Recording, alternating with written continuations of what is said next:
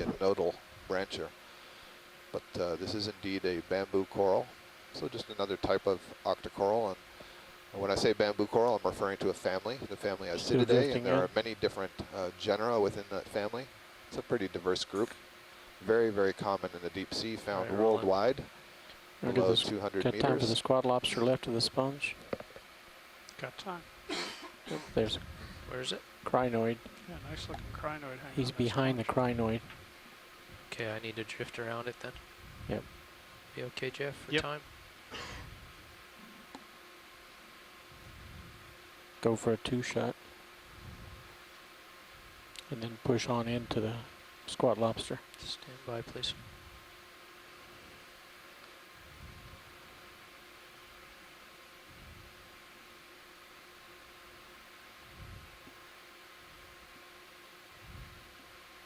Okay.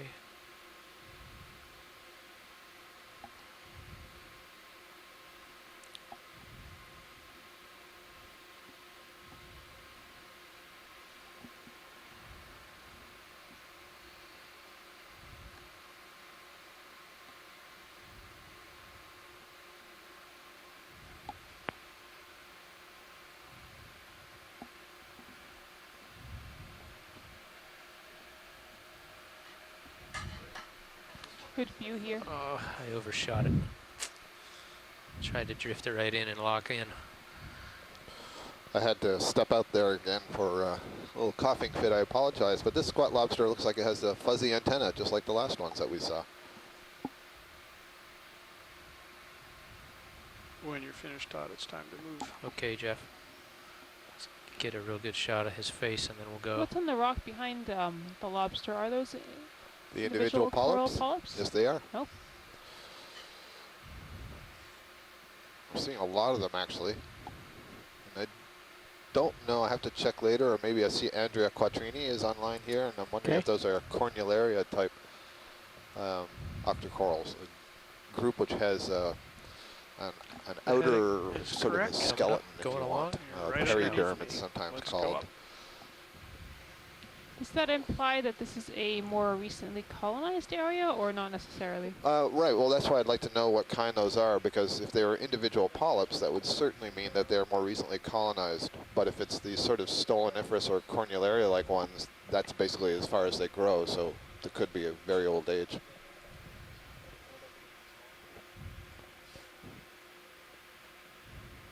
Still coming up, still pushing out.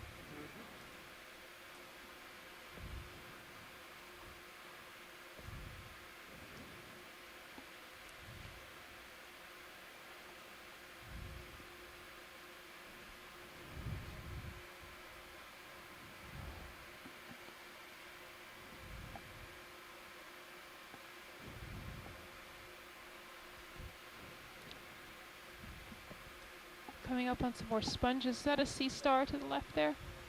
It is, and I think my co-pilot's going to tell me Orange, to keep yep, moving. that's what it looks like. And a beautiful sponge over there too. So beautiful. Very quick Yeah, they're look very at 'em. scallop looking. I don't think we've seen this asteroid today, have we? I don't think so, no. We saw the harder one, the platy Roll, one let's that you take a pointed out, snap the and yellow then one I'll earlier. push out a little more. Copy Please. that.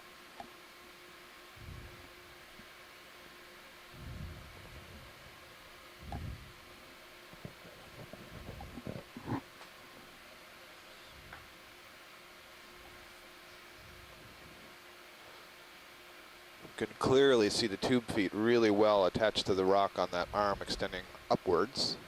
Oh, there we go, yep. And so, Nice you know, shot. they would grasp the surface. I think I said earlier, oh, by the way, just in the foreground, there's one of those soft octocorals coming out of one of those structures. So I just asked one of the scientists about what she thinks that is, just wanted to alert her that it was there.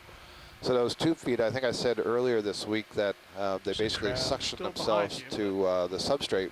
But I was reading on Chris Ma's Econoblog Give ourselves Twitter more time feed that by in getting out fact there. they are basically gluing themselves temporary to the substrate. So rather than create a suction, they're secreting something that's sticky and allowing themselves to hold on that way.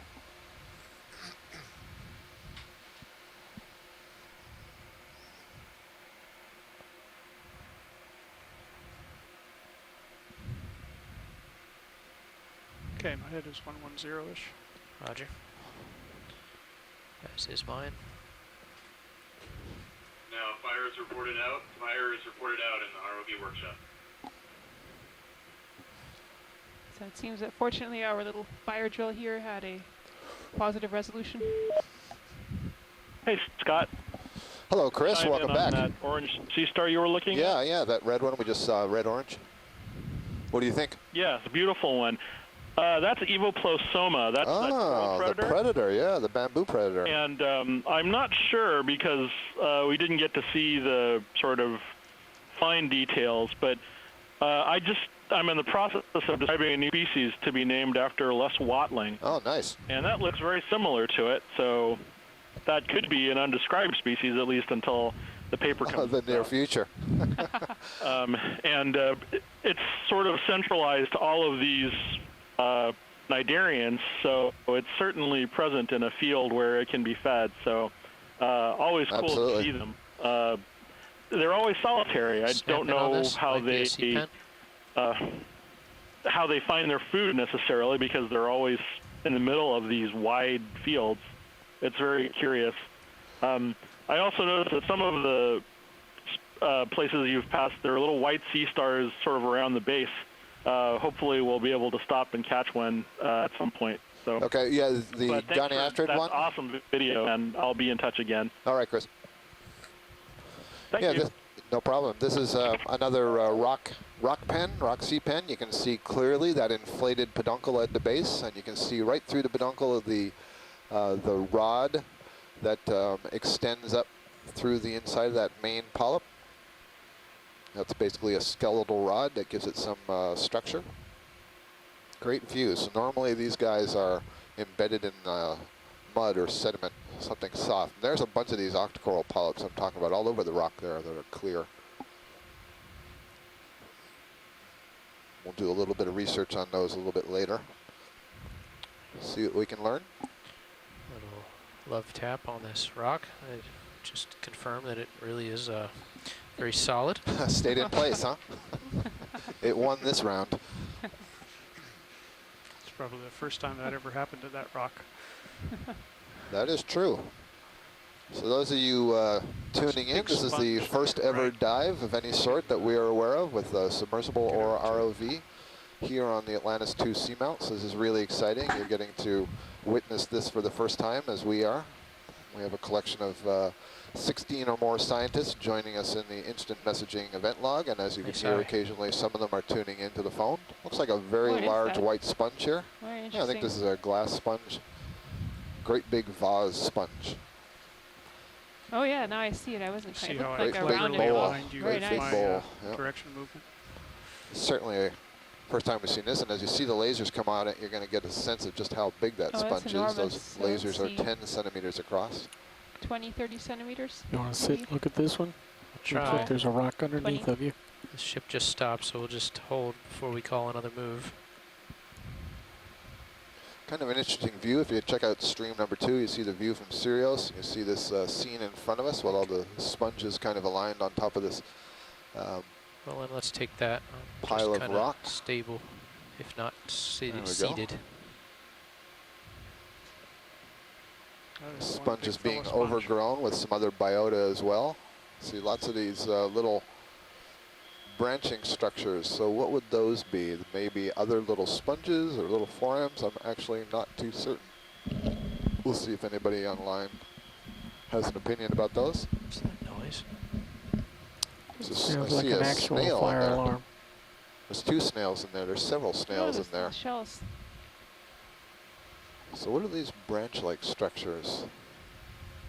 Try to hold it Huh. on the edge so you get the lighting right. Yeah.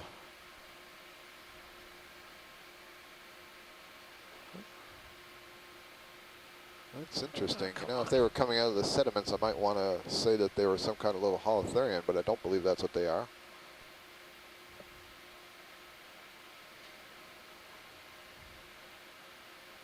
They could be sponges. They're awfully small.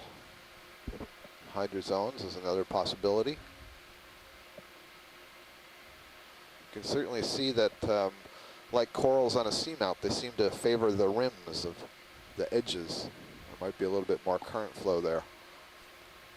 But if you haven't seen it on shore, there's several snails also on this sponge.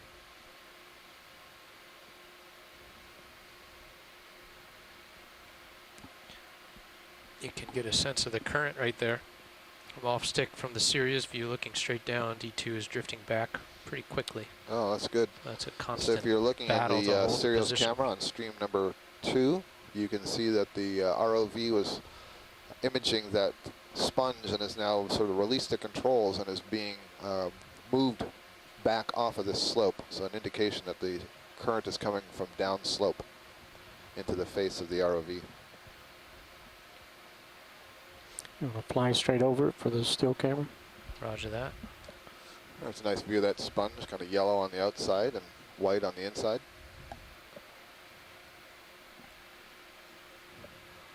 And all around it are different kinds of sponges. We see the brownish grapefruit sponge in the background, and then one of these sort of radar dish glass sponges just beside the grapefruit sponge.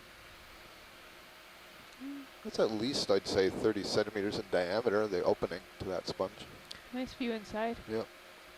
Science, we're driving straight over the center of it. We're going to take a couple still shots. Is it in your field of view Understood. yet, Roland? Not yet, I'll let you know. Okay, I'm going to try to keep it right in the middle. The Deep Discoverer ROV has a camera You're slowing positioned down a lot. underneath it, pointed straight It's just down now at the towards top of the the screen. bottom. And right now we It's are one using that camera half to shot. capture some still images now of that full sponge screen, and some of not the other full things screen, that are but growing on these rocks. It's fully in, now it's in the center. We don't have the capability of showing you those images live, but if we get anything really good, they may be posted on the website. So Yeah, I you got can check a out the maneuver. website for a Yep. variety Go ahead, of we've got still several. images and video images. A little There are, hot. Need to some adjust the- Are you logs full that wide on tell you a little D2 bit about HD? some of the Yes, I am. things that we are Thank you. seeing here and some of the life of I'm gonna- being at sea and other bits of information. You can also get links to other cruises that the Okeanos Explorer has been involved in earlier this year and in years past. Too much. There's just all kinds of information on the website. The Okeanos has a Facebook page as well, and we've had lots of people checking out the Facebook page and leaving some comments. And if you would like to leave some comments or some questions, we'll do our Just one of best those to white sea stars. answer some of those questions. See, right in the center. But we Center really up. appreciate the feedback and knowing Okay. that you all are out there watching this feed and Rolling. enjoying what you're seeing. Chris Ma asked to see, look at one of these white sea stars. Squat lobster underneath that grapefruit sponge in the distance. Another sea star too there. Yeah, this is. I'm not sure this is the one that Chris was referring to. This looks like I think the Henricia that we had seen earlier. You see the way it's sort of perched up above the bottom. Must have its tube feet well extended there. Seems to be hovering. See, oh you yeah, know? I see what you mean. Yep, I see that now. There's some zoanthid polyps that are I'll get growing you on there. the substrate as well. These little anemone-like polyps, kind Stand of by, pink in come color wide. that were on the left. Come wide. Those are actually zoanthids, so they are colonial, so they would be attached to each other by a little ribbon between individual polyps. Drifted in a little too much.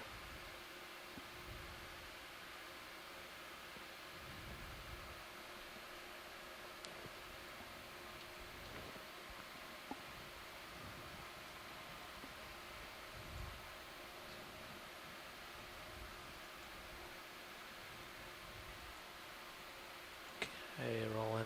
Take another shot at this.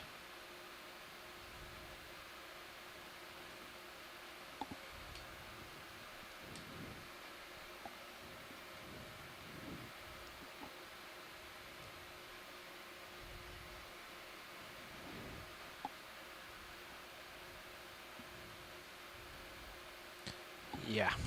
You got all kinds of currents coming around those several rocks there. Well, there is. I tell you what's going to happen. We're about to have a little pilot change, and Jeff and I are going to swap places, and he's just going to be as smooth as butter. I guarantee it. Some days are just magic, and some days aren't. Want to Let's chase? see if this is one of those magic days.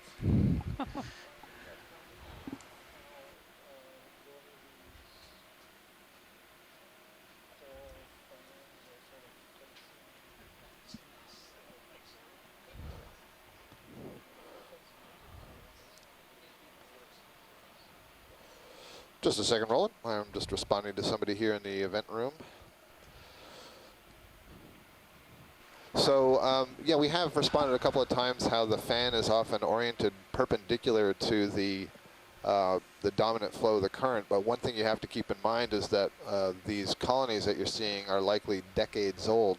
And so they can only respond to a current average over a long term. They can't respond to any short-term current. So it may be that right this second the current is coming downslope, but perhaps over a longer time period, the average current is crossing the slope.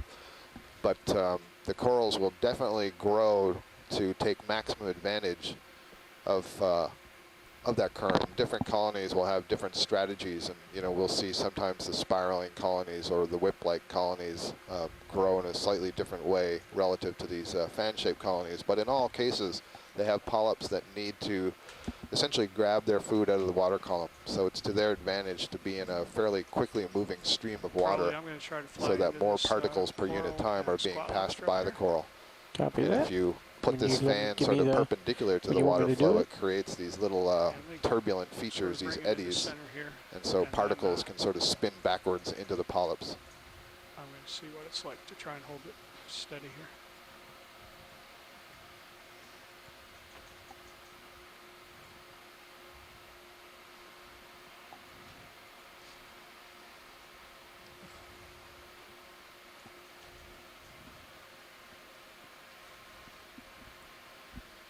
Gwyn partial.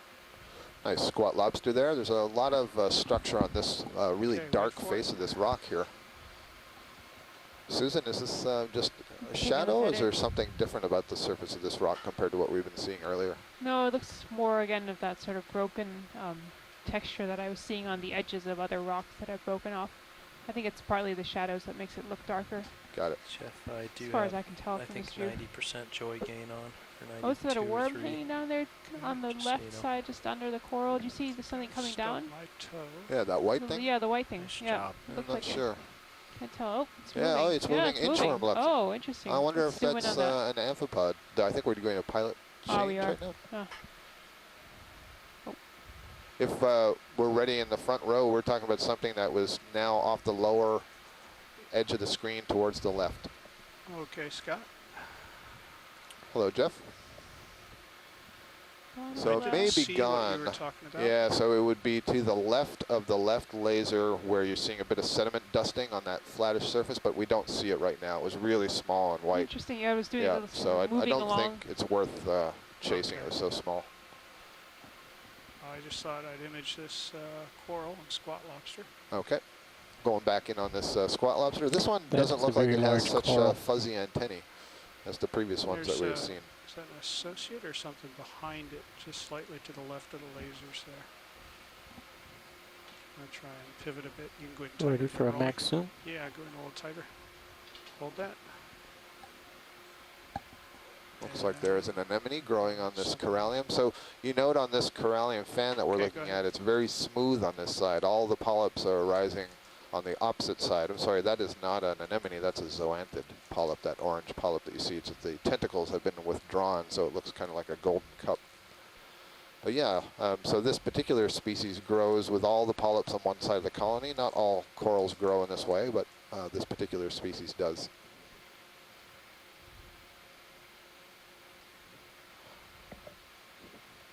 There's another one of those like soft branch structures. It sure looks like there's a group of holothurians that have these tentacles that are highly branched. Dendrocheiroda, I think they're called. I'll have to check out on the name, but I wonder if that's what's going on there. And what happened to the skeleton right there? Oh, I see. It's an anemone. So there's a ring anemone wrapped around the corallium. Another thing that you can see, you notice the back side of this colony, there's very small bumps.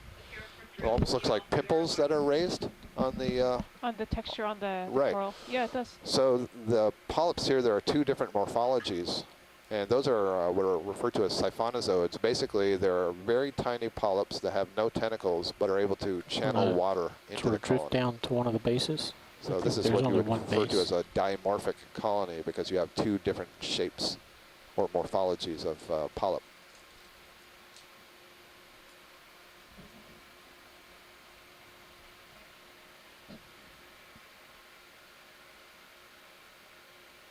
and then back up the right-hand side.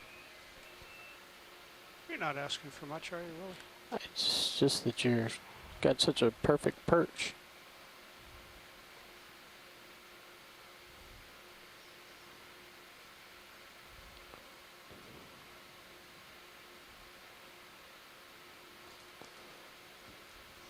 Gorgeous view of the pink precious coral, Corrallium bathyrubrum.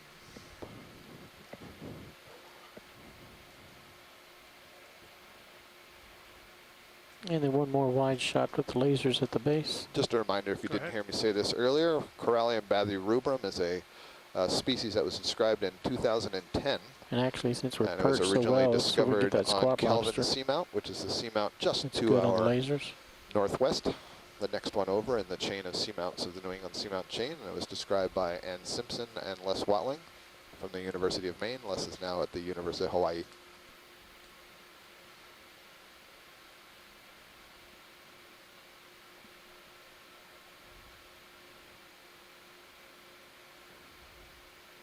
I might have just lost it. Stand by.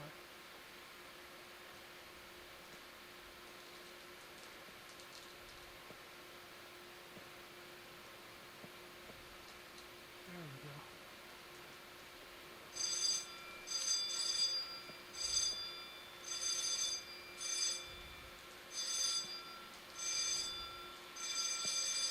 These guys are so white, they almost radiate light. Now, this is a drill, this is a drill, this is a drill. Abandoned ship, abandoned ship, abandoned ship. All hands report to your abandonment station with PFD donned, properly attired, properly equipped, and with immersion suit in hand. This is a drill. All hands report to your primary abandonment stations. So as Okay, Rolly, when you're done.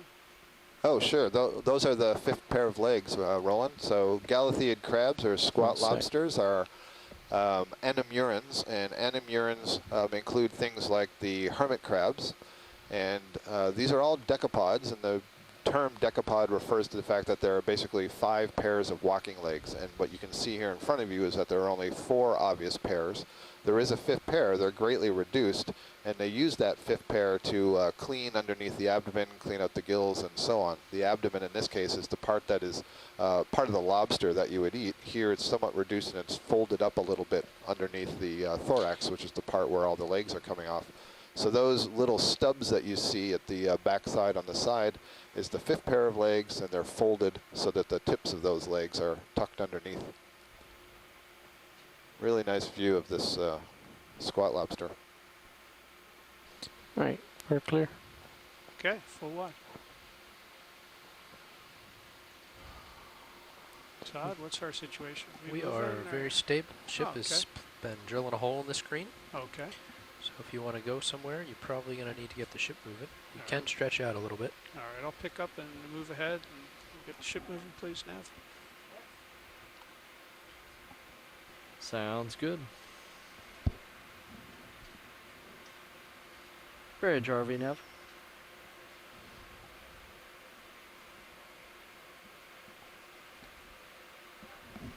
Seems to be Nice more job, debris Jeff. here somehow. I'm not seeing. Thanks. You can still see a little bit these Yeah, slabs. could we get another broken move? off, but 30 doesn't like below where we meters, saw bearing lots of large slabs, 110.1 knots, please. clearly piling on top of each other. 110. I can't really got a lot of flare in that. 0.1. Thank you much.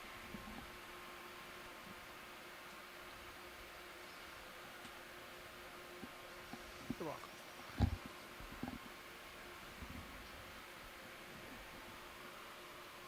Tilting down. There's the skeleton of coral there in the bottom. Something big. An old fan.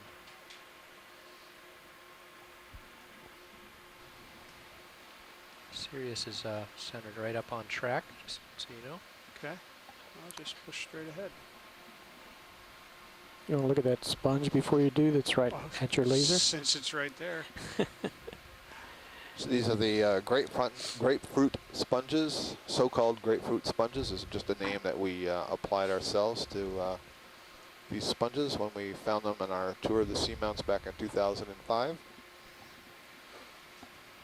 I believe these are large glass sponges as well, hexactinellid sponges. I drift them back roll. But perhaps somebody on shore can Stand by.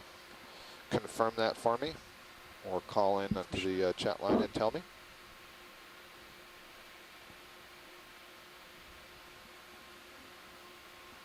If you rock a little bit right, you get a 3-shot. And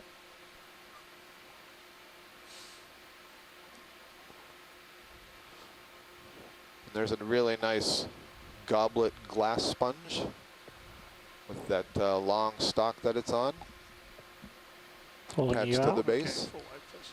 So I was doing some reading on glass sponges yesterday, and that structure that you're seeing is a very large spicule. So Did spicules you are find a dead spot in the siliceous structures. They're made of silica, basically No, I think I just glass. keep pushing it And till essentially the it's so skeleton of steep all here, these I just get a sponges that you're toehold each seeing are time made I of need to silica spicules that are put together in different ways, in different architectures. Jeff's got the magic Then today. that's what makes That's all up it that comes the down to. globe of that sponge, and then the I don't know cells if we've done this. I'm basically just gonna spin are to the draped right. over that Also, silica there's a skeleton. yellow thing that you're about to take off But your what's really screen on the interesting left. is that very I'm just long gonna spin to stalk the right is and one take a look. single spicule, and it's called giant Basil spicule. This is a view to the south. And so you there can are see some the species, slope. not the one we're looking at here, but there are some glass sponge species that are able to produce those spicules to almost 3 meters in length. We're talking 10 feet long for a single siliceous glass spicule. It's apparently the largest naturally produced silica structure on Earth. So the lowly sponge is able to produce these very impressive structures. And on other glass sponges, there's been some study done on these silica spicules because they have very interesting properties. They're fantastic as fiber optics, so that would be of interest, I think, to our ROV crew. Apparently, these glass sponges are able to produce better fiber optic spicules than we can produce fiber optic cables. And one of the things is they're not brittle, so they can actually be tied up in a knot. And the idea there is that these sponges are living in the deep sea where it's very cold, and they're able to produce the spicules at a low temperature, whereas my understanding of the engineering of Yellow thing's fiber coming optics into on the land center is it top of your requires being screen. heated to a Got high it. temperature. And so there's some interest in engineering and so on in how The these top sponges left of are your able screen. to produce these Oh, spicules at low not top temperature, and center? seeing if there's No, a way that we it's can the replicate thing that that sort to of make looks like better the other fiber optic cables. brown thing we imaged earlier. Pretty large skeleton there amidst all that debris. It's tumbled down the slope, presumably. Looks like a That Corrallium. little thing there, Rolly, coming into center now, just above center. Yes. on the foreground of this rock, Roland, on the right side. Okay. Go ahead and partial. Hold. Oh, I see right there. Yeah. Maybe it's not the same thing, but from a distance it looked like it. This one looks more like a holdfast, which isn't to say that the other one wasn't, but this, as I see the shape and structure of this now, it looks like a holdfast that's been overgrown with a variety of other things. It's really pitted though, isn't it? Yeah, we noticed that on some old coral pieces, I guess, that had fallen down Yeah. earlier. Huh. Yeah, that's, I wonder, yeah, maybe Roland, you're right. Maybe that's the same thing, and who knows what it is. So this, to its left, whatever's overgrowing the skeleton, there's a bunch of these little branching stalks. Oh, here's what we saw before, those white things that were moving like inchworms. So those are Corrallid amphipods, the skeleton shrimp.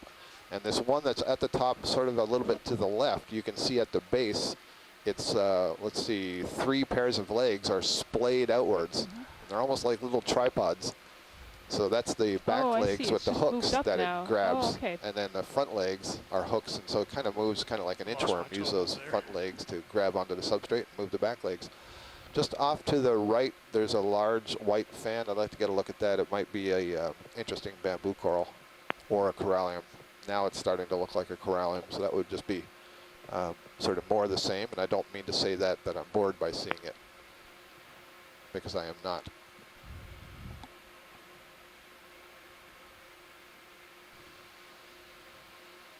You gonna do that pirouette thing? I'm just going to try and center it up here so there's a bit of a end on, side on view.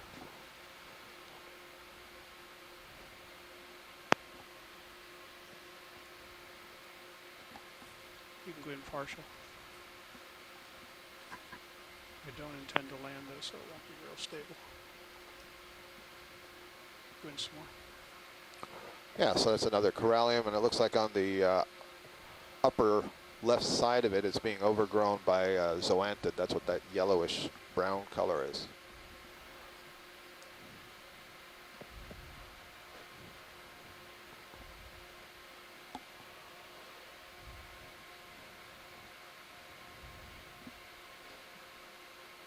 There's also another anemone, pink anemone that was wrapped around the branches there. So they're fairly common.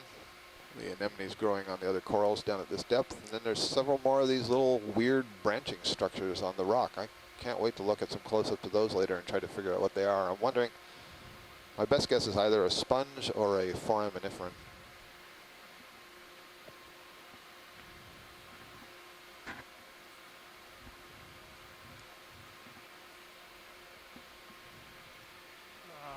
Take me out wide.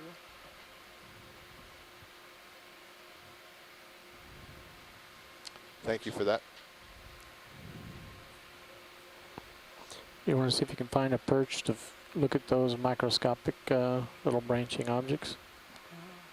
Yeah, how far out ahead am I right now? I'm starting to move over you, so We'll go find another one, Roy. looks like the ship's done most of its move though, so I won't get too far ahead of you. We had some really good images of them when we did the close-up on the last pink corallium. So I think we'll have some good frame grabs. Okay, sounds like they've got enough of it then.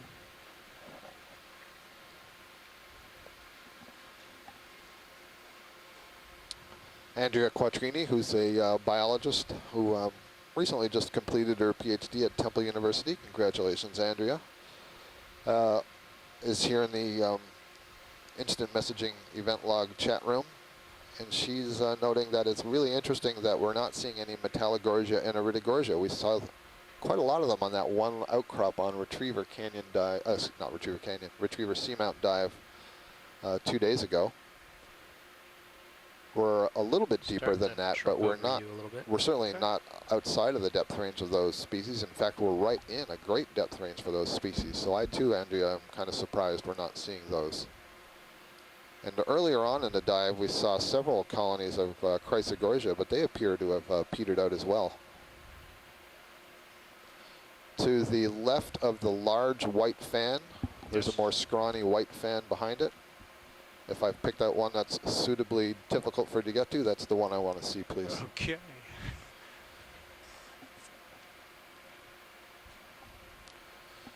So this area we've been traversing over for a while has lots of different kinds of sponges, these goblet sponges, the radar dish sponges, the grapefruit type sponges.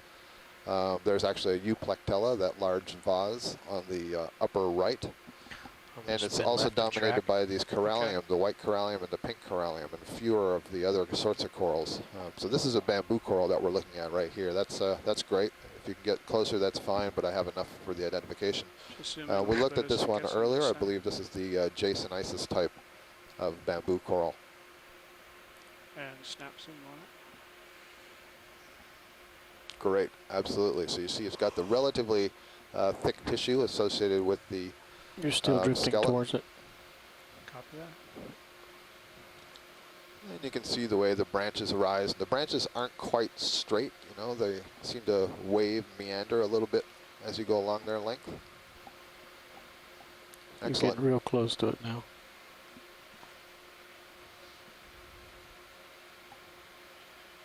That's good for me when the video is good. I'm just going to try and take you up it as well. If we want to dial in the next ship move. There may have been one small amphipod on there, but I'm not seeing much in the way of other associates. You want to keep going? It's a really interesting question, you know, as you look at these different corals, you see some of them have anemones growing on them, some of them have Bridge, crabs RV in them, nav. some of them have brittle stars, although today has been a very Hey, low can we brittle star keep day. going another 30 One of the meters, questions is why on some 110.1 corals knots, and why please? not on other Do I need to corals? come to the right, Todd? A little So bit, yes. part of that answer Not is much. that Thank you. for I'm at 095 corals right now. where you see there's a really close relationship between a particular associate and a coral, Okay, meaning so you yours is always see centered up the on track species of just about. associate on that coral. Then there's probably some kind of a chemical or something given off by the coral that attracts the larvae. They may settle on it.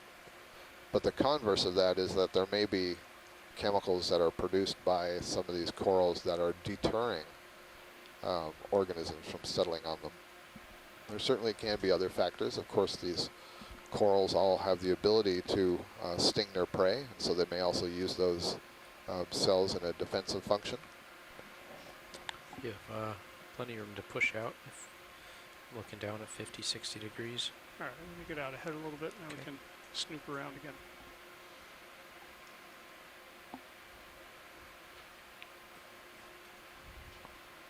A little bit of an aggregation of the grapefruit sponges there on the left side. 1, 2, 3, 4, 5, 6 of them in a row going around the corner.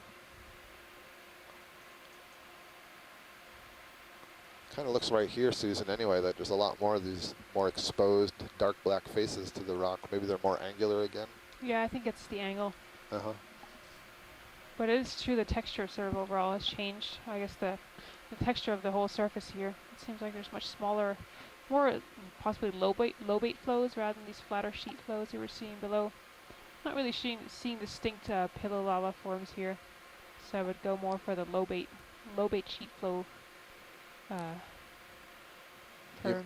You may have just remarked on this, but I think it looks like a little bit more dusting of sediment on top of the rocks.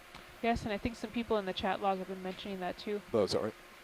Starfish Definitely looks upper like more right. sediment. It looks like that one that he was talking about earlier as being a Yeah, the Evaplasoma. coral eater. Yep. So as we So we'll get a little bit tight zoom closer on here, that, you that'd can be see good. there's a bright Hey, orange Todd. sea Sorry, star on the Hey, rock. just an And update since we've we've just been looked at one of these since it's been 2 half hours. an hour or so ago. Wind is actually And come Chris Hoff from down, the Smithsonian so Institution, so who we're looking studies good sea there. stars, called in and let us know Forward to that aft it looked current like is still species in the genus still at a knot and a Evaplasoma, half, or maybe and a that touch genus of sea higher, so it's stars is, still well known pretty to significant. feed on coral. But From that's the, where coral it's sitting. predators, and I see So this one is at the base From of the the coral. southwest So to we'll the see what's northeast, going correct? on. And he said that Positive it's hard number. to say exactly when yes, you're it looking is a at the positive video, number. but It is here, forward as you to could aft. tell, the And then coral looked a lot like a the species port that to he's currently starboard describing. is fluctuating So from it would be a new 0.2 species to and underwaits 0.6. publication of that So description for the name to become we've formal. got some You can significant see current, the tube but feet it really hasn't gone up elongated at you the know, end of over the the arms there. last course of the And there you or see all course of these the last 2 little hours. branching structures that I've been referring to quite a bit. So past, and wind's doing what just it's all doing. over It's the going up a surface, little bit, and I going saw down them a all little over bit. the surface of the sponge. So Can't- we'll can't study ask those for a little better closer and wind. see what we can find. No, it's behaving. So a I'm really trying nice not, I'm view trying of not to this look at it too much. Coral predator.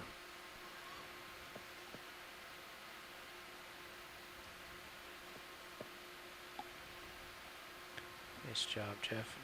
You got your toe in the rocks, or are you floating that one? Floating. After we've viewed this, we'd like to swing around to the left. We believe we saw a fish. The fish have been pretty rare on this dive so far. Peter believes it was in Fish a left. coral. So Peter, if you could be more clear or just get on the line and help direct us. He said it was in a coral, maybe one of these corallium. Fish left. Yeah, hi. Hi, Peter. Yeah, might be a little, keep on going, and I might be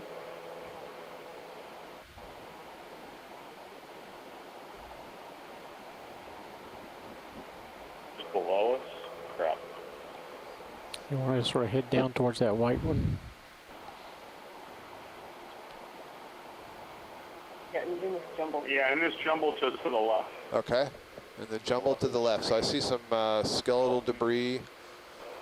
I'd have vacated, but You can head there, Yeah. Jeff, but All you're right. going to have to push out pretty fast We'll after have that. a quick zoom, Peter. We're in a position where we've already called in the move, so we're going to have to get a move on, but we'll see what we can see in a zoom.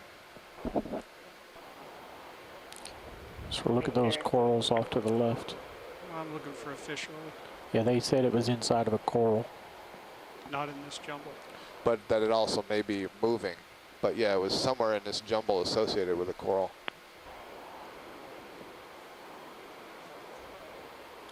Just pointing out these rocks, little pillowy. Peter, was it like eel-like or hake-like or rat tail-like?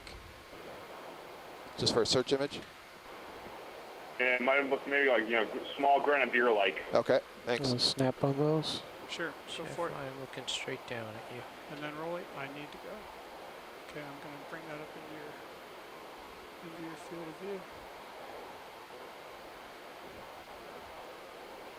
Lots of little places to hide. Yeah, there are. A lot of nooks and crannies.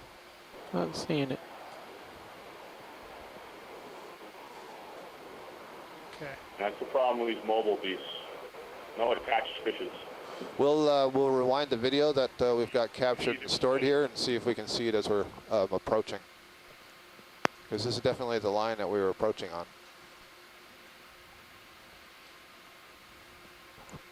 Push on out there.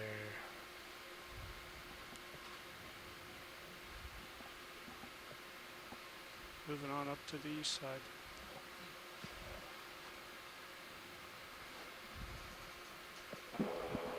Thanks for the attempt.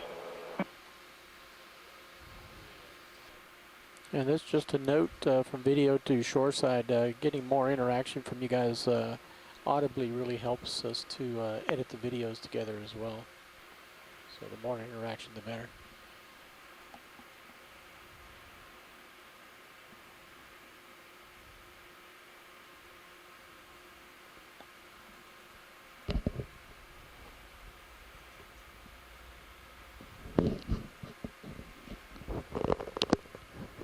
Tell me when I've moved ahead enough, Todd, and then I'd keep going if.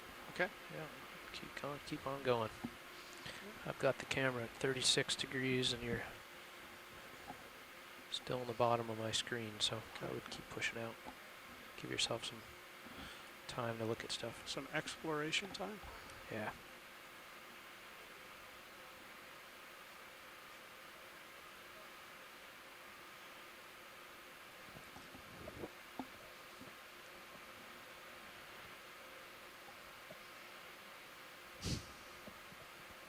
That's an interesting sponge on the left.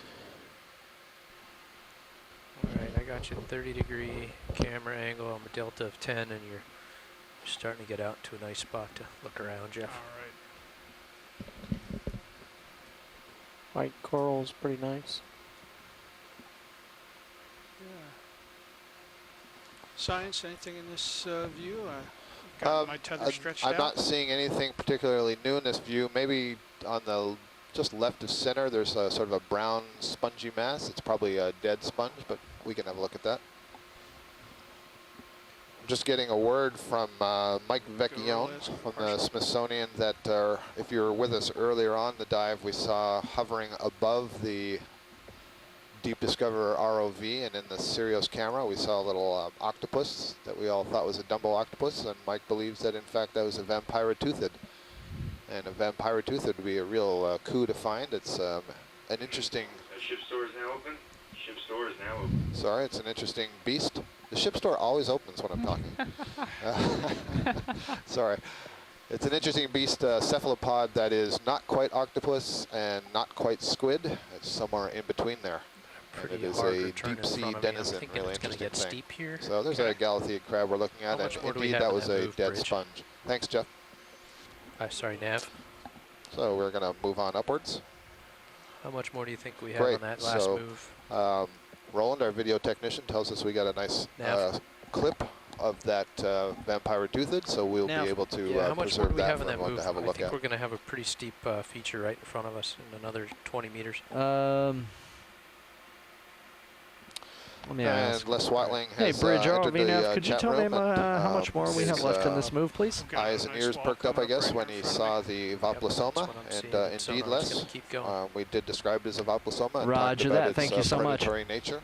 We had let it seen settle, one huh? earlier in Yeah. the morning More moves for a that few Chris minutes. Ma had tuned in And then I think we'll filled us all in probably on wanna that. We did not change the actually next see it move feeding track on the coral. It was certainly next to a over more Corrallium, and easterly. the one we saw earlier was also not on a coral. Can't But hear you. presumably Not hearing you, Sean. in Can't hear you, Sean.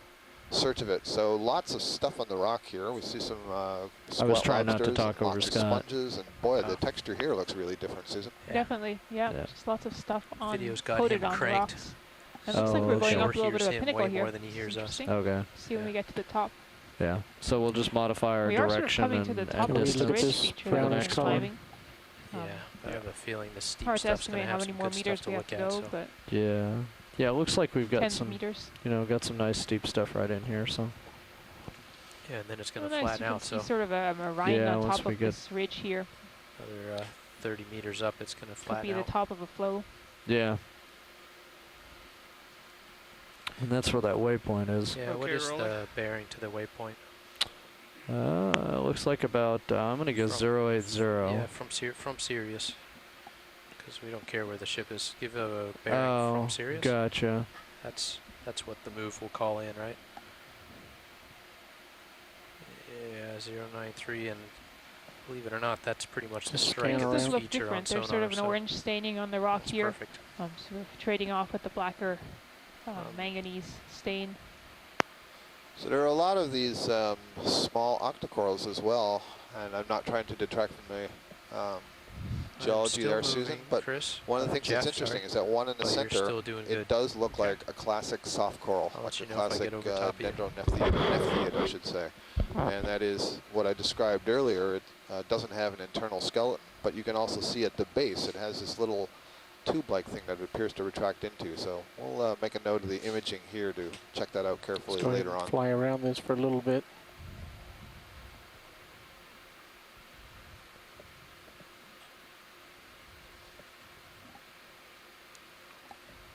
Watch leads. I don't know if you've been listening to our chatter. We're on a pretty steep feature here. Climbing the hill. We're going to let the ship come to a stop here and just scan around before we make another move. Copy that, thank you.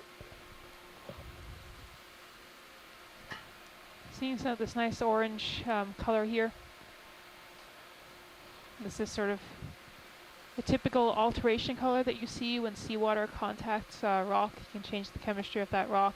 Also iron that might be in the seawater can precipitate out and form a class of mineral known as iron oxyhydroxides. That is oxidized iron. So if iron is floating in the water, it will bond with oxygen and become a particulate phase that can settle on rocks. Okay, ready for wide? Yeah. Nicely done. Oh, there's a nice So, image of that. Jeff, I have come up a little bit. I've got a pretty substantial delta. I wanted to see if I could look over this feature, and in fact, I have. Did you just say that it looks like that's all broken away? It Yeah. looks, yep. We looks see like a the much smooth smoother part on the surface to left. Yeah. Okay, I was Quite typing nice. into the Just a event logs. I momentary didn't snap. notice. It's really nice the way the texture changes. Go ahead. Come into a stop. We're on a pretty steep feature here, and so Plenty the of, tether to do ROVs what are you wanna getting do. the two Alright. vehicles aligned just right to make sure that we don't run into any sort Slide of along wall this, or anything. So in the meantime, we're getting a really nice close-up image of the geology and the biology. It is really interesting there. It almost looked like that's the thickness of the manganese crust. Oh, That wow. upper layer there, and so that would be about 10 centimeters. That is Which thick. is fairly thick, and I think I've seen thicker than that, even on some younger seamounts. Oh. But yeah, it gives you a good sense of how thick that manganese crust could be. Well, and I know this is a softball that I'm tossing out there for all you comedians, but I guess I'm a real shallow guy because I assumed that was just a few millimeters thick, and that's just You like wanna the show that sediments the again? other day Well, that I think thought I'm were on only a few nice- centimeters thick and turned out to be Yeah, 50 it's- centimeters thick. It's the Yeah, I mean, thickness it's where so it hard to say. In some transitions cases, across you the do crack. find sort of really thin millimeter thick coverings of manganese, but you also find very thick.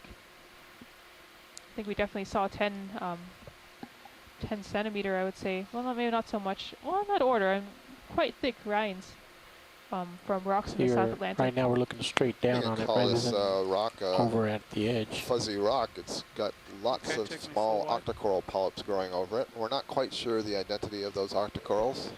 They're not quite stoloniferous. A stoloniferous would grow in a ribbon or a mat. These ones do have the ability to have polyps bud off themselves much more like a soft coral that you would find in shallow water. Very interesting.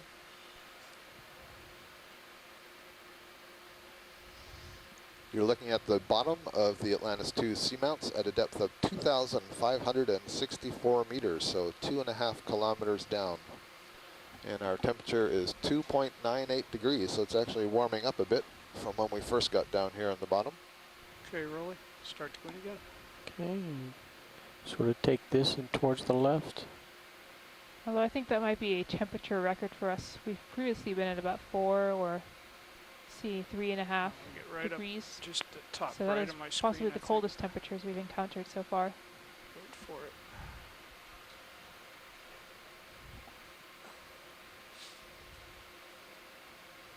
If you continue just to slide around the left, it gives a nice tour. Well, right now I'm set up for this right here.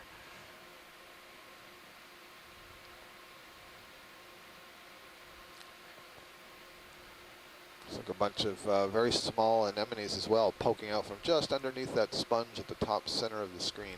Just You trying can to see get that 3 of them thickness poking right out. there. Those may be Edwardsiid anemones, belong to the family Edwardsidae. Little burrowing anemone type anemones.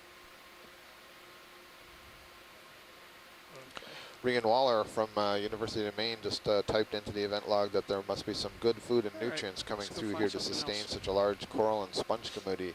Look, Indeed. Almost straight I'm a down little bit at you, Jeff, surprised but almost at the we're densities pretty we've been much coming seeing to of a stop things and down here, and still have plenty how of tether cleared just to off look the around. bottom is, how much Thanks. exposed hard substrate there is, and look Just at push that, up looking over into the this. distance, just all the sponges that are growing off the side of the walls here, Here's and this the rock here. carpeting. You know, when we got close, you saw that carpeting Down at of it. small octocoral polyps. the You can crack see there. they extend for some Yeah.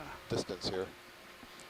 Yeah, you can see where it's This breaking. is an interesting and, sort of top that we've come getting to. ready to. Must be some intermediate terrace because I don't think we're quite at the top of the cliff here yet. Maybe Well, have we a look are. at that Sirius view. Yeah. It's really, I mean, it's not flat on the sides, is it? No. Sirius, by the way, There's is really looking almost jagged straight texture. down, science. Okay. Give you a sense of perspective. So and maybe there is this Susan, little you see terrace that crack and in then the D2 center of the D2? Just go in partial there, really. a little bit of a fracture here. Yeah, again, I think this manganese crust in some cases can really flake off very easily. If I remember correctly, some of the rocks that I had worked on in the South Atlantic when we were studying seamounts down there, we actually could quite easily pull the thick manganese rind off the rocks once we had sawed them into pieces. So I imagine, I'm not sure what will cause that to start cracking like that, but I imagine it is the manganese rind. And here is another squat lobster, I believe. Squat lobster and sponges and carpets of Follow that little octocorals. fracture.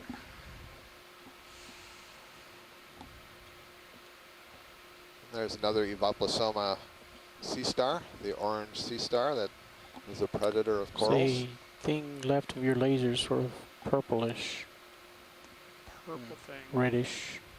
I'll bring it into your screen. They calling it a grapefruit. Yeah, it's a grapefruit. Never mind. Grapefruit sponge. Thought it was a different type of creature. It looked like one of those sponges that's way off in the distance there. It almost looks like a hemisphere. I wonder if that was one really large sponge, sort of curling around Ahead that of rock. us there? Yeah. That Which- looks like it's which filled with direction, something Scott? inside it. Yeah, I think that's the bottom thing. Yeah. It's like growing in a ring around it. Let's take a look at it as we go The- by. The big one in the center there? Yep. Okay.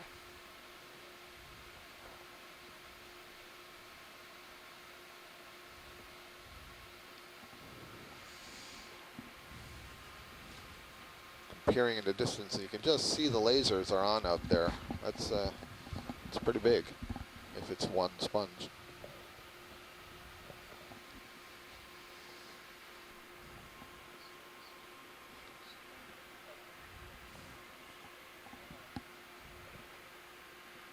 Yeah, looking serious. Yeah, that's right. You see these vertical cliffs going down. It's interesting. We've been coming up this sort of rougher terrain, more knobbly. The lavas have looked sort of more knobbly, less platey like they were further down.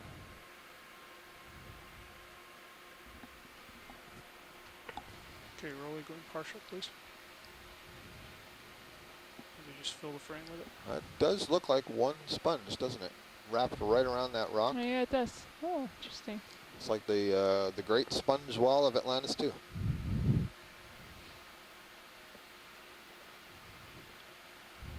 Nice. Very interesting. You see the texture on the back side of the sponge and the front side of the sponge. You want more? Tell you what, let's get that. Yeah, go in. A couple of There's small also a grapefruit crinoid sponges facing inside there. And indeed, we're looking right down into the mouth of a crinoid behind that sponge. Nice view. It's great.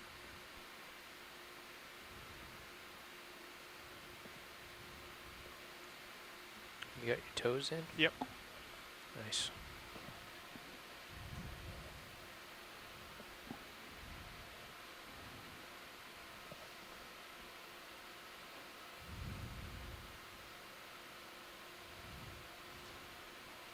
We'll pull out to show the sponge.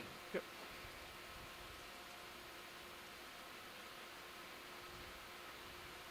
Seem to just be. Oh, I lost my toe hold. Sorry. Full wide. You can kind of see on that that Think we view got there, where you had all the structure in the sponge. You could see the kind of like the main axis where it started to grow from and is attached to the rock, kind of like the That's like the skeleton looks of of this the one. coral colonies. Going on that one. That one? You want Yeah. a shot of it? Yeah. Just like the looks I of like it as well. Okay, hold that. And here another great view of that sponge texture. Yep. Les Watling was noting that if this were a few thousand or a couple thousand meters shallower and it were warmer water, that this octocoral would be strikingly similar to a xenid octocoral, which is a group of octocorals, a family of octocorals that are very common in shallow water and Red Sea, for example. Group of soft corals.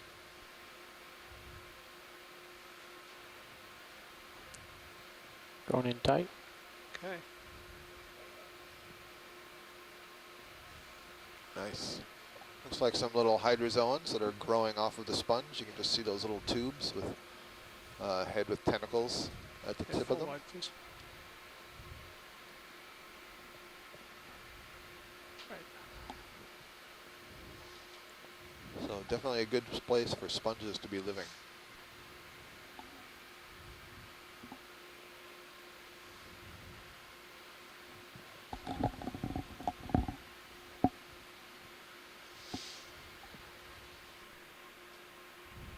Sponges and corallium octocorals are ruling the day. We have seen very few fishes. We've seen a dozen or so sea stars, but I'm not sure that we've seen a single ophiuroid today. I'd like to know from I don't the think so. scientists on shore, has anyone made any notation of an ophiuroid? I mean, that's extremely unusual. They're Got a Okay. coral coming into the center. So video did see one. Rian Waller says there was one on a crinoid earlier. So we have seen them, but not very abundant. And that's usually one of the more abundant animals that we see on any of our dives anywhere in the deep sea. Sorry, your audio was a little low. Nice Copy pink that, corallium, likely Corrallium bathyrubrum, and you get a good side view here of all these octocoral polyps extending from the substrate. Actually, those look like those. Now that Les Watling's here, I'd like to get his opinion on these little branching structures, not the coral polyps, but the other stuff that looks like these mini trees. Look at those little trees. Yeah, let's see if I I can. think in the the right- to foreground the right it of might your be laser. easier. In the foreground of the pink colony.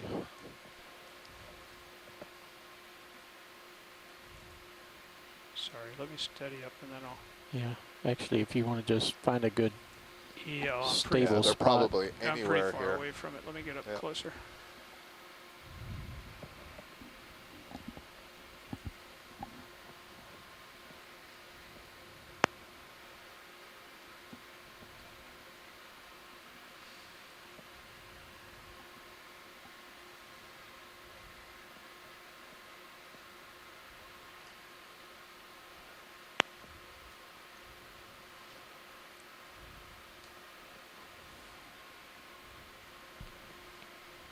It looks like we've come up about, I believe, 180 meters from where we started. That may be a record of vertical distance that we've covered.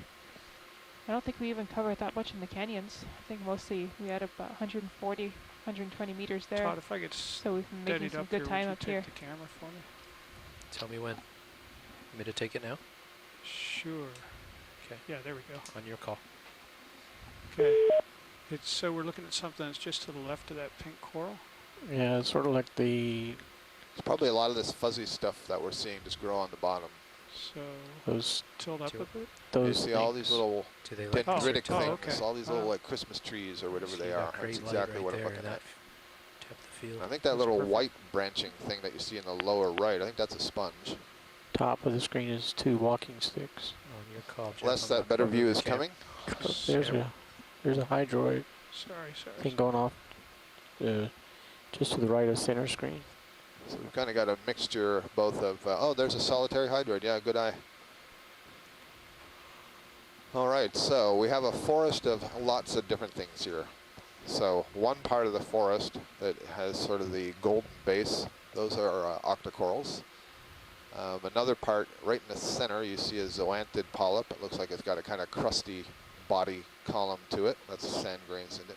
And then this tall, thin thing that has a ring of tentacles. Now it's out of focus. What you're seeing here is also interesting in the foreground. If we could get a close-up, this would be really cool.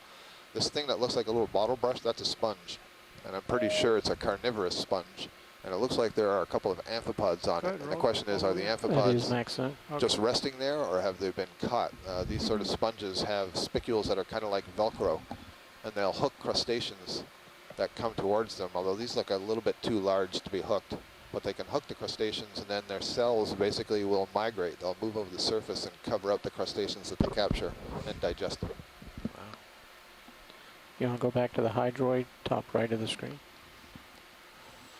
All right, so Les Watling from the University of Hawaii, who's been studying benthic biology for 30 or 40 years. I'll get back to him in just a second. I was describing this tall, thin, flexible structure. This is basically a tall polyp, and you can see just at the top there, it's got a ring of tentacles. Now it's facing us. And then there's another structure, it's called the hypostome, that is extending from the center there. So this is a hydroid. It's a solitary hydroid, meaning it is not a colony. That's one individual polyp. And this is related to the colonial hydroids we've seen earlier, a siphonophore. We saw the dandelion siphonophore. You know about Portuguese man o' war, and we've been referring to some fan-like hydroids. Well, this is a solitary one. And that sort of pinkish mass that you see, that's where the gonads are. That's where the eggs or the sperm would be produced. And then in the center, that where some more tentacles, and that's where the mouth is, ring of the tentacles. So the one other thing that we settled down here to see are these little sort of dendritic, they almost look like the tiny trees. Help me, the little Japanese trees that they clip. Bonsai? Bonsai, yeah, it looks like little bonsais sticking out of the bottom. Les Watling we believes maybe these tilt down may and see if we be can see any others that are small closer? foraminiferans. Jeff, is that okay? Yeah. Dendritic foraminiferans. Let's see if we can get any better image use of those guys. There's another hydroid, I And think. foraminiferans are single-celled organisms. We've been seeing some xenophyophores, those mud balls. Those are also forams. So these are forms that produce little trees, and so they can pull particles out of the water. This is another hydroid that we're looking at here. So this may be the beginning of a colony, I think, based on the way that stalk looks. You notice that the stalk kind of looks a little bit crunchy. So when they do grow into a fan-like form, they have this yeah, he's sort of talking outer about the covering, if you hydroid, want. so I was yeah, I'm talking about that showing hydroid. it. Okay, pulling for the It's trees. called the perisarc. The perisarc is the name of, it's basically an external skeleton instead of an internal skeleton. So the living tissue would be inside of that structure. If we could go back to that sponge again, Les has a feeling that the way those amphipods were sitting, they may be caught. The stalk. Yep. Yep, Tilt up. that little bottle Carnivorous one. brush. Yep. Uh-oh. Hang on. Full wide. Okay. You know, on that second pass there, I thought I only saw one amphipod. Can you get closer to it? Means the other one would have been gone. I'm not sure really. Let's just see if I can get on it again. Yeah. Center and top of your lasers.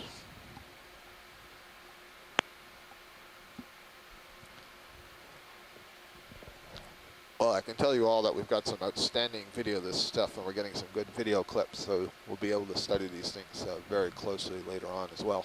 Okay. All right, let's go in again. Ready. All right, one more view of the sponge, Tilt and then we'll as be you moving need. on. Okay. One bump up. 2 bumps up.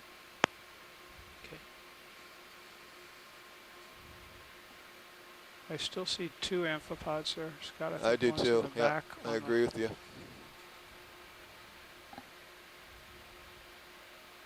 That's maximum zoom. Okay. Oh, it's good. Nice.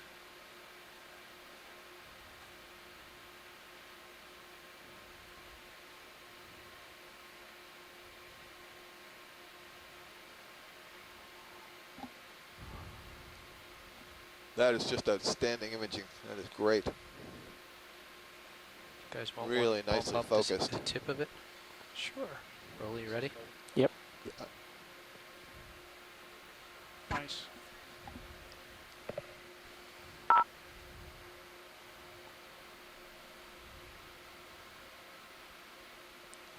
Swatling has reminded me, we did a cruise off the Aleutians look at the of Alaska, and we saw, red thing on found the some left. carnivorous sponges down there. Not Push quite to like this one. They look more like big flowers. Tilt down a little. And That's we a great found some shot of those amphipods that were kind of trapped tree-looking on the structures sponge, the also. Velcro, by their backs, essentially. Okay. I totally agree with you, Les. I think those sponges were larger than what we're looking at Oh, here. I'm there's a just couple of surprised they those could trap inchworms. these Yep. small ones.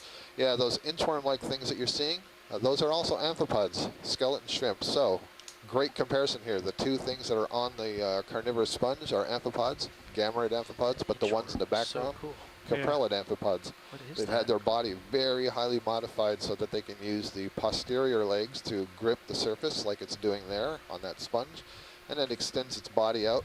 It's highly folded. You can see its bulbous little head. It's kind of like a little praying mantis. It's got these folded legs at the front end that it can grab things out of the water.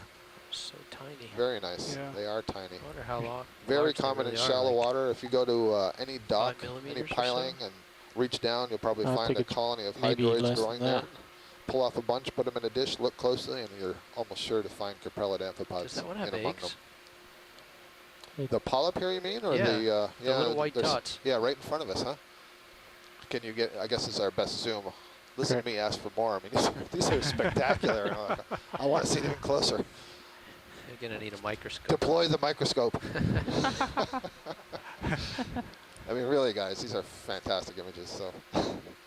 Okay, let's yeah, make sure that lasers could go very well across be it. eggs. What's really interesting about what you just Lasers pointed are out on. there, Todd, is there's something large, and I'm wondering if that's a larva. That would be even Just more tilt exciting up. than the eggs. For the lasers. Let's see. We Tilt got up. Rian Waller on the line here. What does she think? She making So you any can see comments? those little anthropods are 2 centimeters. If you put it on Shoreside the scientists sponge. are saying Tilt up a little remarkable more. shot. They love it too. Great zooms. We're all just eating it up. Yeah, Yep. down a little more. Yeah. Okay. Sorry, Rian just came in. It's unfortunately too late. Rian, we'll get you a clip, but we were looking at Well, one of those just soft tilting the corals camera there. as far down as we can go and, And, seeing what as close as It looked like there to the may have vehicle been as we some can get. eggs visible, And but maybe there's also turn the something upper much larger, and lights I wondered down. if it could be a larva, maybe brooding its larva. Hey Scott, I think I did actually see that earlier, and Yeah. yeah, it could well be gametes, Sure, and so. sometimes it can be eggs, or it can be these somatocysts, these little bowls of sperm, or it could have been a larva. But Yeah, so what we saw, there were Much definitely larger the than the small, gamete-sized ones, but then there was something much larger than that, and I wondered if that might be a larva on the outside. interesting. See, you can't leave the room. That's the moral there.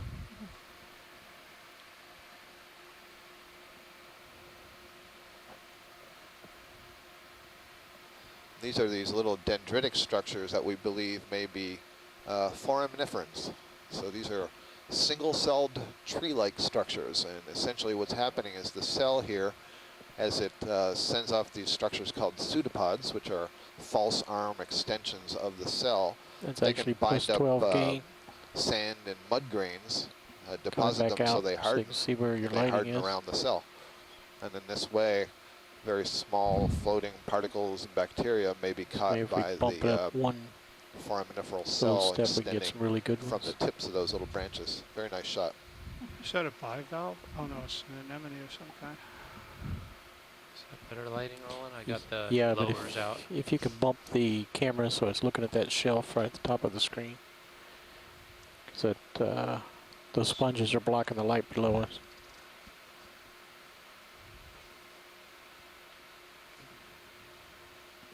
Pump it up or down? Up. Say when. There. Right there. How's the light? Good. Looks like we're seeing more of these little sponges here too, the little teeny Now there will stalks. be an ops meeting in the forward lounge in 5 minutes. Ops meeting in the forward lounge at 14:30.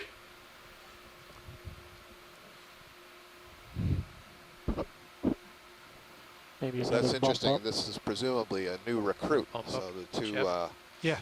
presumptive forams flanking a single octocoral polyp, which may be a recent recruit. When octocorals reproduce, the sperm and the eggs are released from the males and the females. The egg is fertilized, and what will hatch from the egg is a small larva. This is basically a ball of cells that is ciliated, meaning it's got these cilia, these hair-like structures that arise from the cell, and they can use them like little paddles or Okay, I oars. think we They got move through the everything water in this column. They may zone also unless we creep see over the eggs. bottom. And when they settle, they begin to grow, and they will grow into that polyp stage. That polyp will then continue for the rest of its life to asexually reproduce, such that new polyps bud off of it, and they all remain connected to one another in a colony. Science, you want anything more from this area? This, I think this has been an abundance of riches, and biology is good to move on. Yep, I'm good to move on too. Thank you. Fantastic imaging there. There's lots of discussion going on in the chat room about what we were just looking at.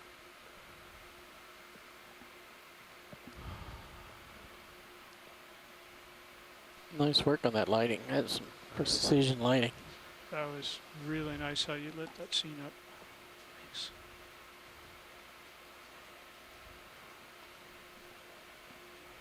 Whoever developed those swing arms did a great job. Oh, hi, Todd.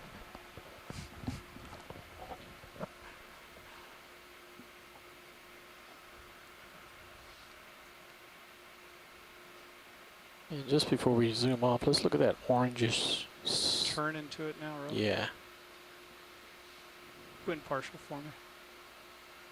Okay, hold that. Take your camera back. Looks again like one of those hold Yeah, fast go ahead and spots. hold. Keep. Or- All right. It's almost like a reflection. Yeah, it does. Looks like that. Interesting. Looks like some staining, Yeah. mineral staining. Yeah, that is interesting. I wonder why that would group around. I assume there was some sort of a coral holding on there before. Right. Must be something about where it precipitates the iron.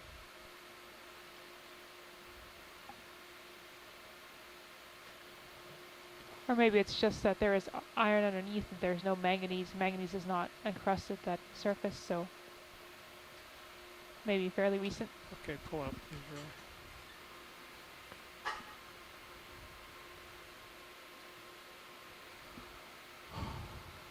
Full wide.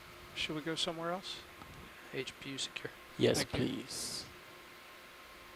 Show me the world at the bottom of the sea. Another large sponge off here on the left, although I don't think we need to zoom in on it. Got plenty of tether. I'm looking not quite straight down at you. We'll take a partial zoom on it as we go by. Looks again like a dead coral here. Sponges to either side. Something red behind the coral. I think it's a shrimp. I think so. Sort of hanging onto the rock behind it. I'm not sure if you can get that angle.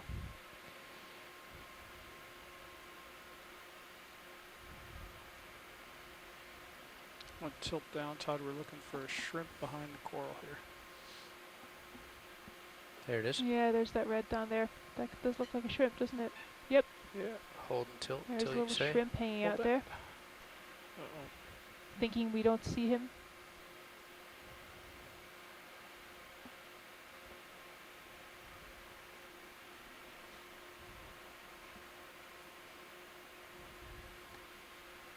So I see what look like a lot of pteropod shells that have been stained very, very dark. Is that all Yeah, so mineral then staining? I was behind this shrimp. Again, we're seeing this collection of material that's tumbled down. It's probably a combination of pteropod shells and fragments coming off corals. I think that's staining. Again, it's probably some combination of manganese staining and sort of this iron oxyhydroxide mineral staining. The combination of those two between manganese, which is sort of dark black purple, and iron, which tends to be more red orange, and probably produces most of the colors we see here. And it's all precipitating out of the seawater. Okay, let him go and come full wide.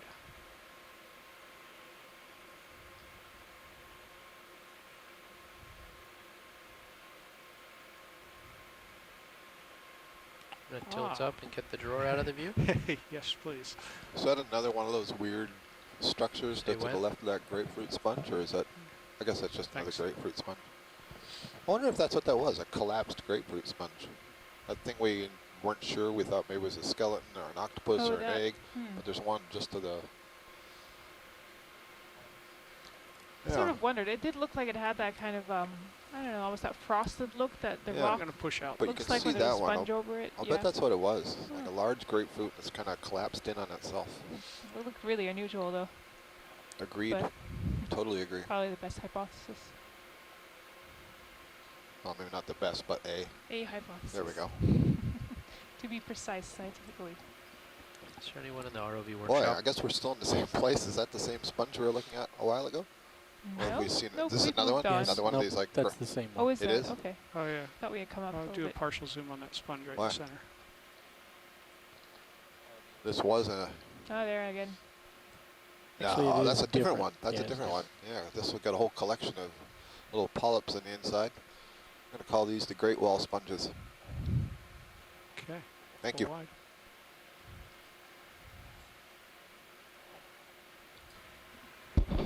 Hey, do you want to get a move put in? Let's go in on this sponge roll. Is this just another grapefruit? Okay. Just tilt down just a little bit, Todd. Okay. There we go. Great. Thank. There we go. They just look different in color. I wanted to get them both. Okay, I've got mine. Thanks. Okay, full wide rolling. Right. Let's make some tracks and see what's up ahead. I feel there's an octopus in our future.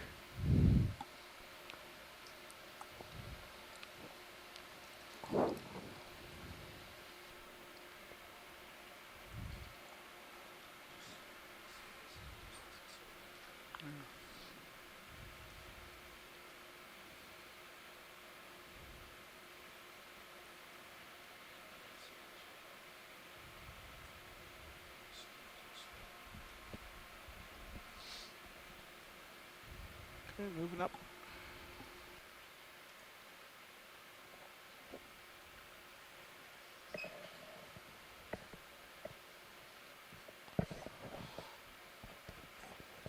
Roland, did you say you thought you saw an octopus? Oh, okay, No, I sorry. was just feeling like we would probably be finding one up ahead. Got it. Sort of it gets the pilot's attention and directs them. It's like waiting for the So bus to now come. this The is longer you interesting. wait. The sponges have dropped off a bit, but there's lots of corallium here.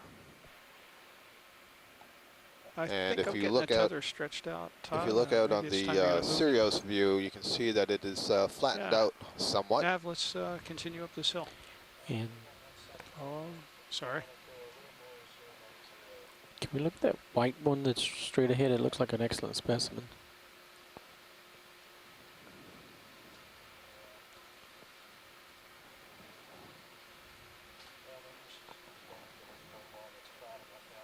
Okay. I'm good with that, Todd.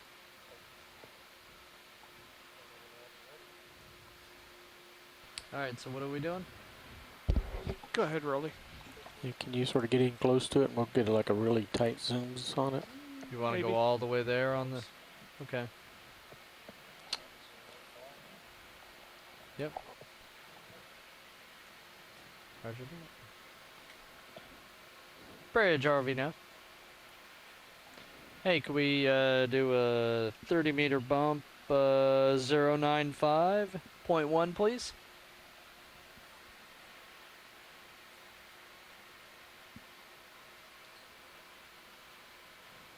Todd, if I settle in here, would you Thank take you, the sir. camera? And work with Rolly on this?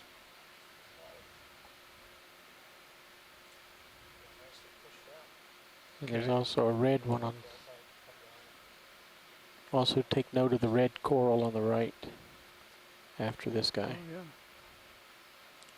So here for a change, we look like we have lots of associates on Tilt up this a little. coral. This is a corallium, and I was going to suggest maybe they're ophiuroids, but they're probably Okay, more ring coming excuse down. me, ring anemones. Trying to get my right toe on the rock. Maybe seeing the back side of the anemones on this side of the coral fan. This is a really big coral. Okay. I would say that's Todd, probably video, half a work meter together. We'll across. center up. Start at the base, and then we'll just go up. This is a corallium coral. We've been seeing several of these corallium. It's part of the precious coral family. Let me focus in on it. It's an octocoral. There you can see the polyps extended. And these corallium are interesting because you might expect that if you were to scrub away the tissue, you'd see an axial skeleton, a skeleton on which these polyps are growing. But in fact, this is more like a cemented skeleton. So in fact, when it's dry, you can kind of, well, you can't really crumble it with your fingers because it's packed so tightly together that it forms more like a skeleton of a hard coral. Yeah, it's very thick. It's quite hard. Yep. So maybe give it like about 5 or 6 seconds on each zoom.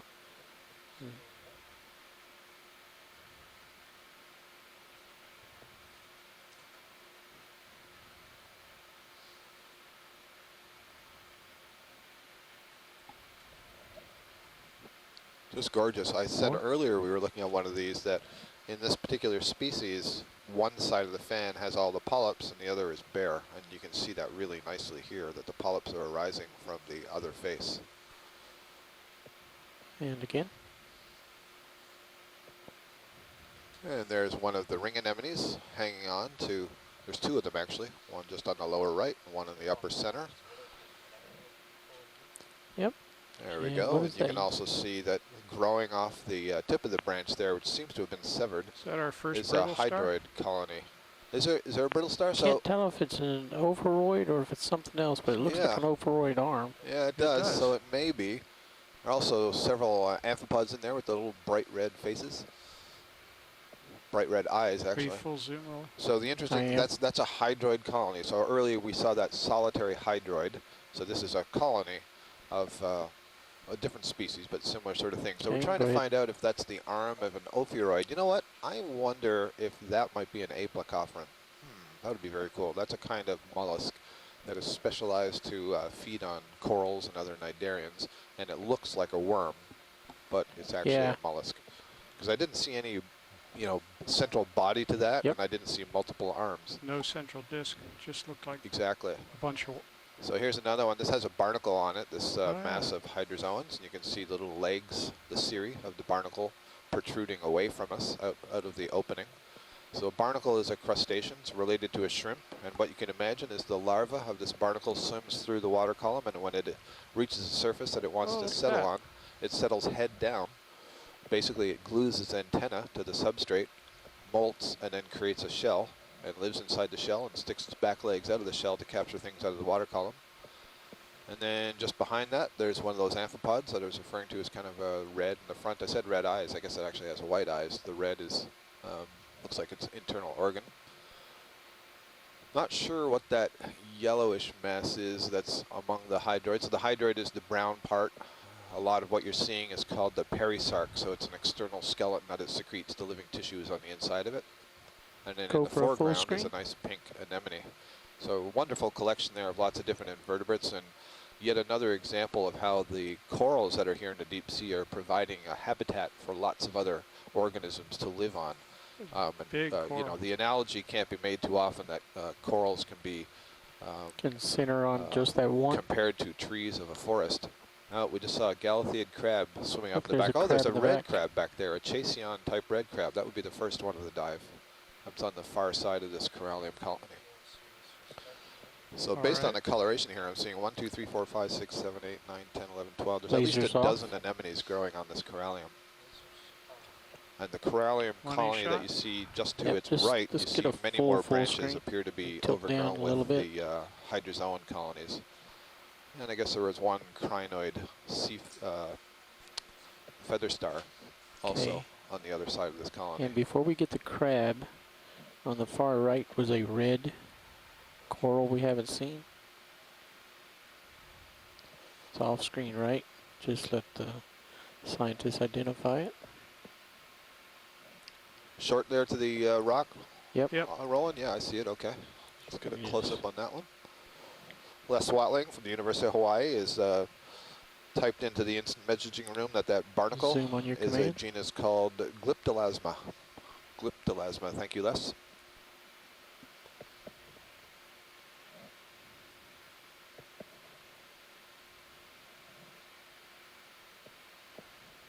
Okay, roll with partial.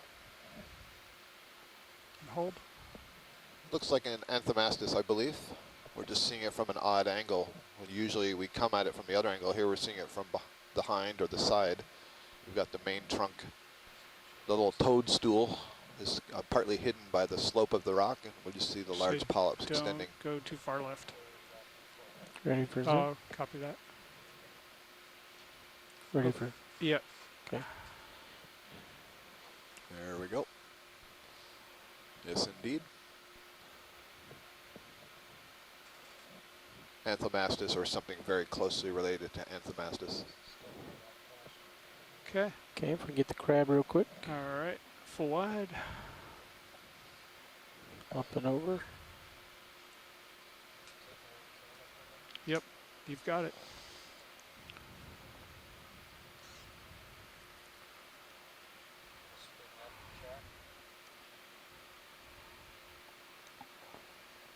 Where'd our crab friend go?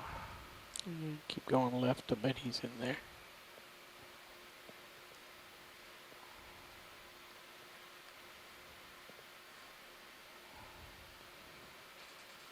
Should have been on the, Yeah, he was in that debris field right there. Yep. Okay, well, I need to start moving forward, so we'll just look for him as we go by here.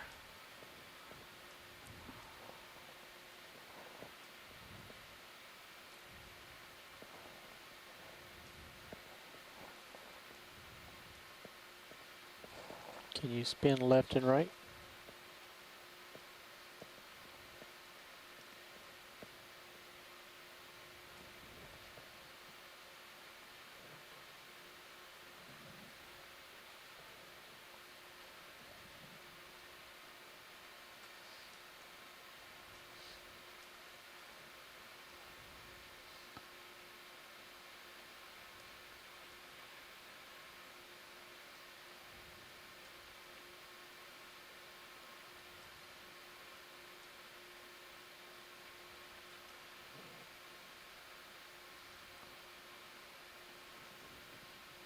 There's a beautiful view.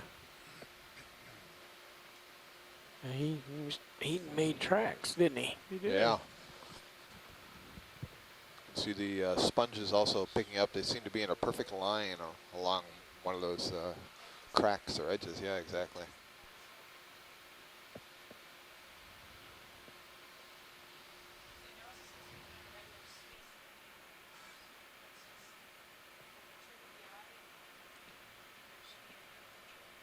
Okay.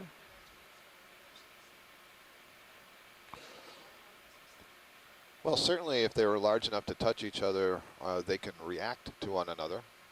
You see that in things like anemones. You see that in shallow waters where sponges are growing near one another. There will certainly be a necrotic zone.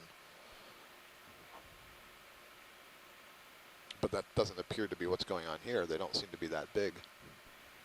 It could also be to do with the flow. You know, once you put some structure up into the flow, you alter the flow pattern.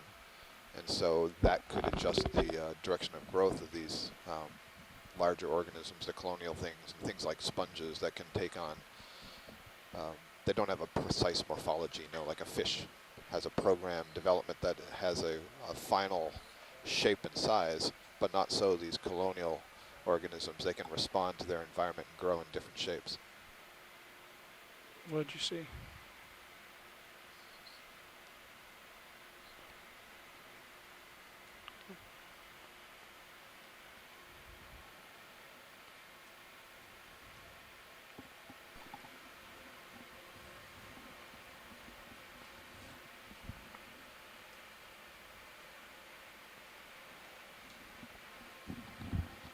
Hey, Bridge, ROV Nav, let's throw another 30 yards on that move.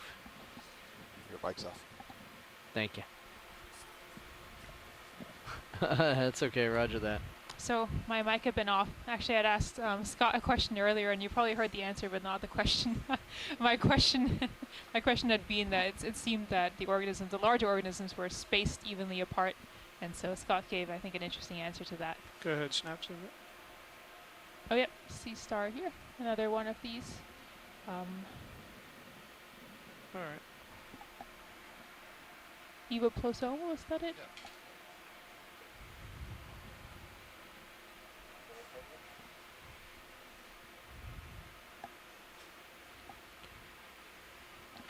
Jeff, you are nicely out in front.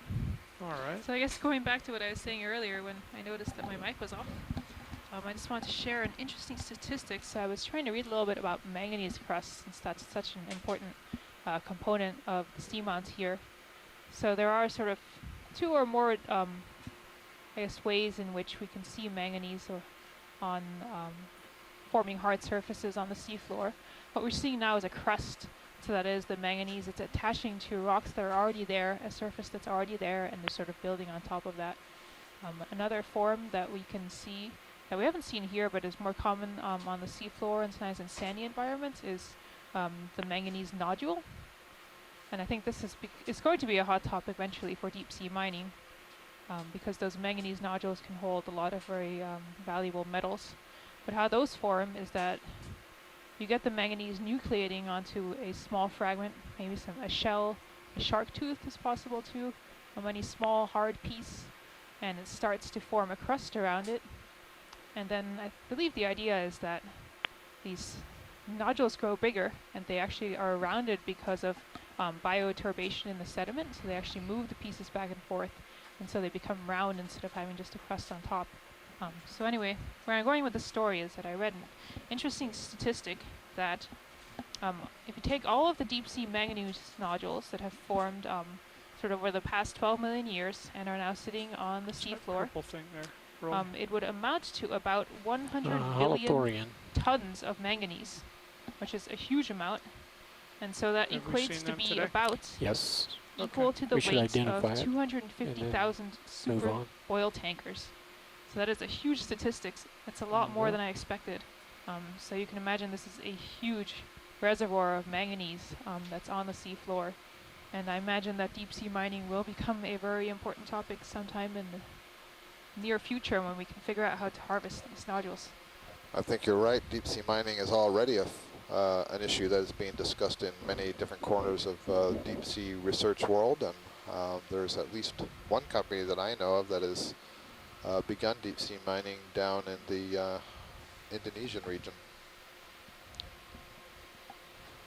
or at least in the South Pacific there somewhere. Perhaps someone online can remind us. Yeah, I think I had read about, I think the only real test of deep sea mining was done to the west of Papua New Guinea, I believe. There was a site there. I had read something about this. It was very interesting. I think it's a little east of there, but yeah, exactly, down in that region. And those were actually massive sulfide deposits, so they would actually go down with sort of a snap on the an white ROV to the left with of the a coral, saw on it, or and break off pieces of this massive sulfide. Are Whereas I think the idea with the about manganese nodules is to have some kind of a huge sucker system that actually goes down and sucks these up onto a ship that's above, basically up like a giant deep sea vacuum cleaner. This is a bamboo corals. Looks like the one that we were imaging earlier. One of the two. I mean, I think we've seen 2 or 3 bamboo coral species today. We've seen a Jasonisis type and an Isidella type. Jeff, I'm going to spin left of track. You're For getting sure. pretty far off to the left. Oh, okay. Thanks. And we saw bramble bamboo as well. I'll come back to the right.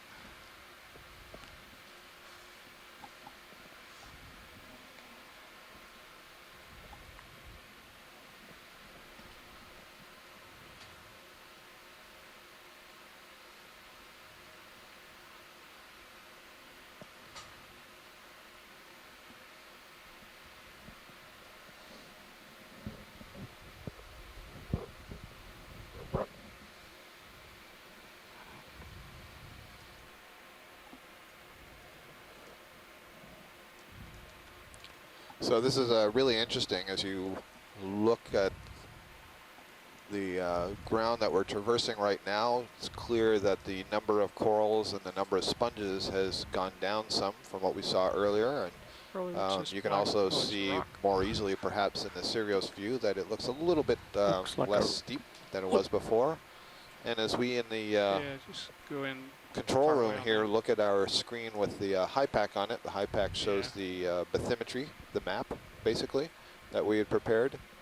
This is backing very up fresh, exactly rock. with what the That's an bathymetry would interesting white suggest. thing right We're there. getting to more or less the top of this ridge that Here's an we've been urchin. climbing, and Okay. now the slope will be much more gentle as we go forward. Oh yeah. There's a nice It's Canis a good urchin view, down though. there. We can see Bridge, these RV now. Cool Oh. bamboo coral behind it. It is nice. I think the last time we saw an urchin was back Hey, at the let's, beginning of the dive, wasn't let's it? go ahead and just been a continue while. going And we'll bearing Corrallium there as well. 095.1 knots. Yeah, I don't want to start and stop and start and stop. I These just, lava you know, flows still have we're a really going that interesting direction, texture. and if I we can't decide tell to if stop this and is see some sort of a something, pillow we'll, pile, I'll roger sort up of a to you. densely packed pile of smaller pillow tubes. Okay, Or we're if this is the top of our some goal, kind of a low just so bait you sheet know, is to flow. put the It's hard to ROVs say. on There's definitely some waypoint 1 platy if you look areas at and high some pack. more sort of tubular areas. Hold on, let me do a measurement.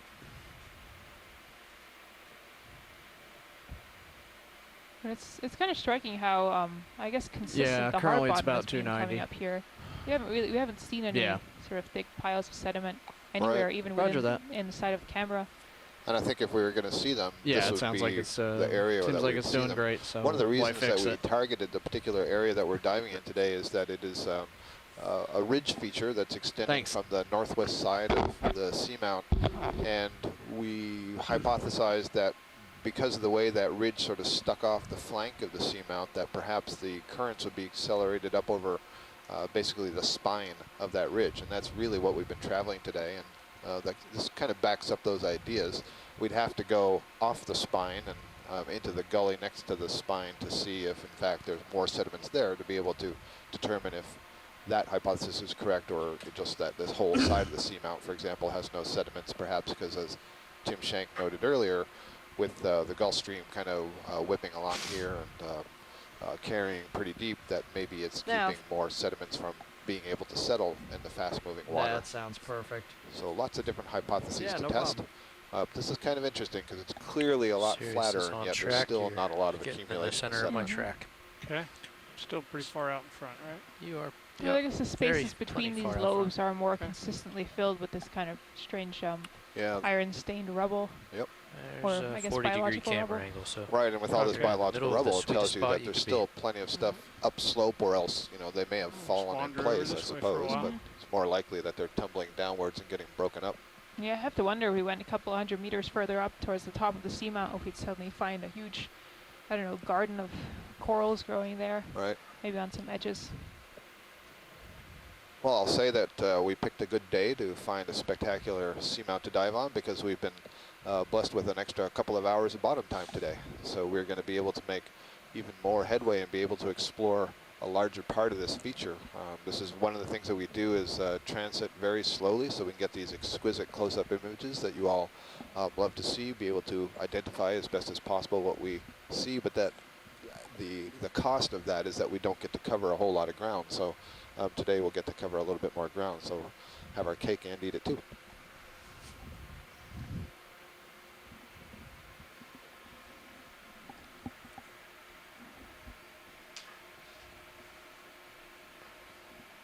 So we still see the sponges in here, those sort It's of a radar different dish coral right sponges there, and the isn't it? grapefruit sponges. Just different shape. Pink one. Never mind. I thought it was The a different Corrallium type. corals, but not nearly as Looks abundant like a darker right now. pink. It does. It looks like a darker pink, but I suspect it's the Corrallium by the river. But let's go ahead and have a look. And there's also an urchin below that. Yes, there's an urchin in the foreground of the grapefruit sponge.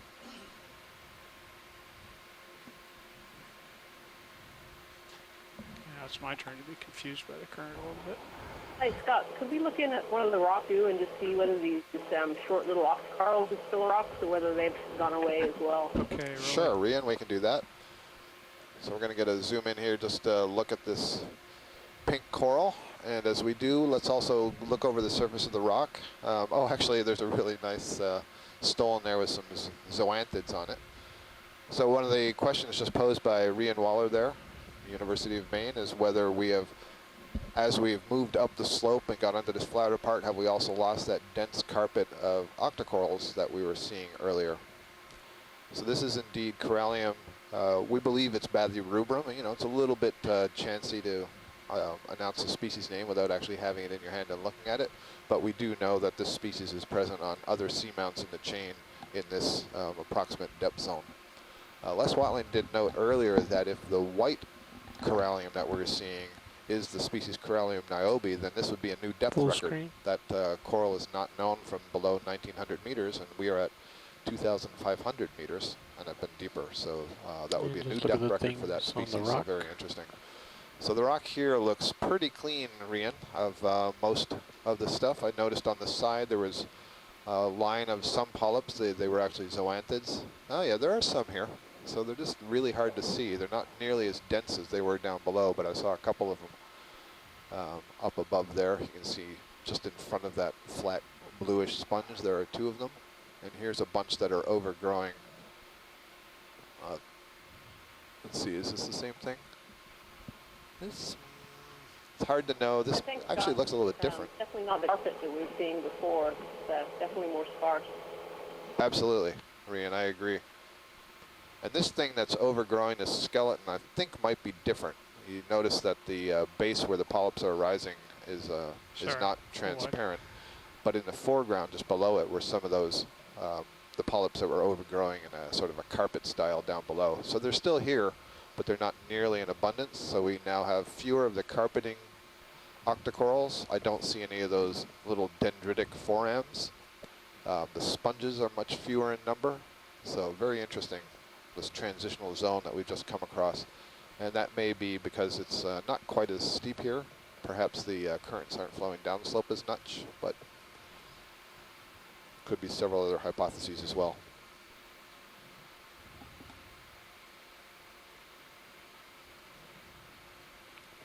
Les Watling has chimed in the event log that this would be the furthest west known distribution of Corrallium bathyrubrum, that pink sea fan that we were just looking up closely at. I noted that it was described in 2010. So actually, Les, wasn't it described from Kelvin? So maybe you mean this is just the above furthest the east. lasers, maybe a coral. Okay. Can I walk you into it? Yep. Go ahead. Looks like this may be another one of those rock sea pens. Yes, it is. Possible genus Callibalemnon.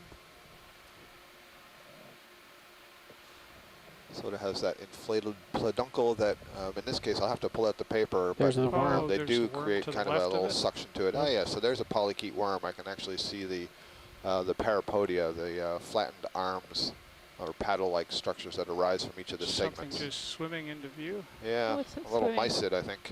A little mysid swimming. Stay on that worm. Try to.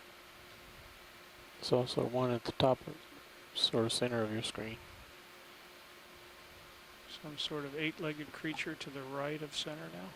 Oh, really? Just Right went in off the center. view. Okay. Who's on the bottom, Jeff? There's another Yes. one of the, Okay. Yes, it was. Thank you. Must have been a There he picnic is. on it then. There he is. right there in the top right corner. Right edge, Now, bottom right bottom corner. right. There's another Oh, there, polychaete. there. Do you see it now on the right? The Oh, white. jeez. That looks like a shrimp of Guys some in kind, your doesn't it? eyes. Huh. I can't tell right now. So let's see. I'm not sure if we're looking at the worm or the crustacean. Crustacean. Okay, All we're right. gonna start with the That's an crustacean. isopod. Oh. Very nice. We don't get to see very many isopods down here, which is interesting. We see lots of amphipods. So this is an isopod. It's got these very long, slender legs, and I'm wondering if this is a munid isopod that may be one of the water walkers. So there's this thing that we see that seems to be sort of walk swimming through the water, has extremely long legs and a small body, and it's an isopod. This may be another one. Okay, we'll go If back it's to the worm. not, it is still an isopod. An isopod is related to the roly-polies that you find in your basement, little pill bugs. These are marine pill bugs. They all belong to the order Isopoda. Go Very back to the common worm. in the oceans. Working on it. And as we pass back over this rock sea pen. I'll just say that the peduncle, the base of it, which is inflated and normally stuck in the mud, in this case, does have a suction cup that it uses to hold itself onto the rock. There were 3 new species of these described about 2 years ago. Just dropped I in the don't know. screen. Let's go look at him. So you see that polychaete worm in behind there, the brown one. Look You at can that. see the little Is side that branches. a critter? Or is that a blob? Science, look to the right corner, just Right above corner. the polyp. See The that brown thing? It just fell into the screen and then it Yeah. moved. Okay. Seems I to be didn't some quite type of get a a good look. creature. It might, no. Yeah, that thing right there, huh? Oh, there's one below Sorry, I'm having a hard time holding that No still. problem. There's those Come out zoanthid a bit. polyps, those polyps Just that about they time look like over. little Game warts. over. You see their So really warty sides. I hatch think those straight are down again. zoanthids. Okay. Okay, clear. Have Cool. particulates Push on. embedded in their Great imagery. column wall. Yeah, that was great. There's a lot of little stuff there. It's amazing how much small stuff there is that gets easily overlooked. Look at the texture of the Yeah, it's interesting sediment that- there in the bottom right. It's Yeah, like a that's pavement, huh? yeah, it's almost like a pavement, isn't it? Yeah, But actually, what I was looking at is that rock that we had just zoomed in on. You see, how there's like a little, almost like a horseshoe-shaped alcove. That's it's hard to Yeah, you say, better but sometimes you push see on out these there, Jeff. features Okay. of pillow lavas where, again, the lava comes out, solidifies. There's still molten lava inside. That lava can actually drain back, leaving basically an empty rind, and sometimes that can cave in and leave these really interesting, sort of broken open rinds, almost like an eggshell. That looked like it may have been the remains of that. Again, this is quite an old seamount, so it looked like it was smoothed off, but that was interesting. And what did you say the age was earlier? 89 million years 89 approximately. million years. There's another one of those holothurians. Seen several of those today. The pink-purple ones, rather gelatinous in form, very soft. Many sea cucumbers have more like a leathery skin, but those ones seem quite gelatinous-like. Looks like the sponges are picking up a little bit more here in density.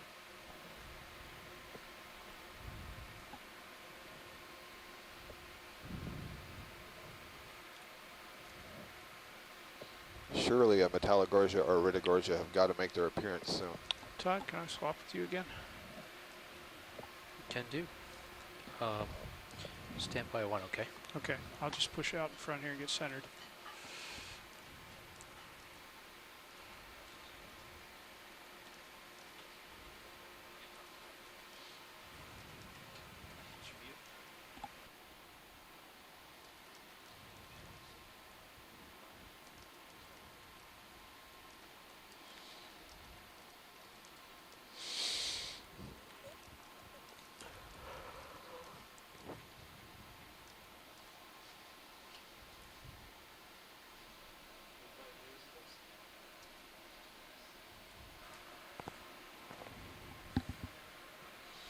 We'll get it sorted in a second.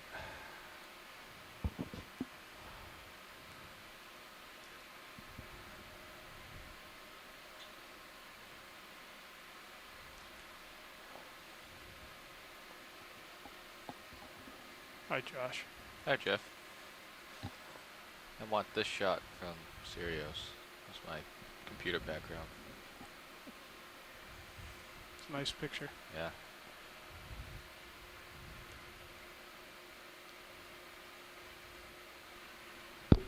Hey, can you email me the copy of that so I can have it too?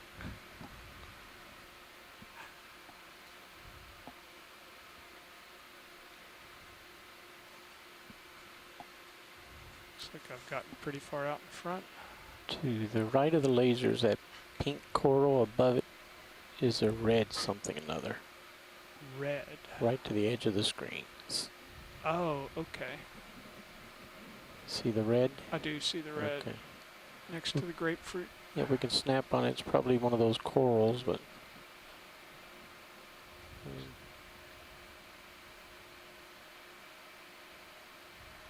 Okay, really. Confirm. Overshot, coming back. There's an inchworm. There's another inchworm. Oh yeah, it looks like there was, at least there was another one of these worms just above the red coral here, right above it. I believe those were labeled as amphipods. So this is Okay. the sponge, the round thing, Okay, full wide. sponge, and then the coral here. Full wide. So you want to go here, and I'll. Yep.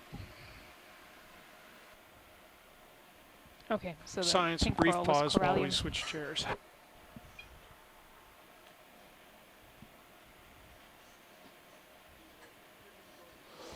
I stepped out and I thought maybe I saw a Candidella in the distance, but looks like people think it's a Corallium, so.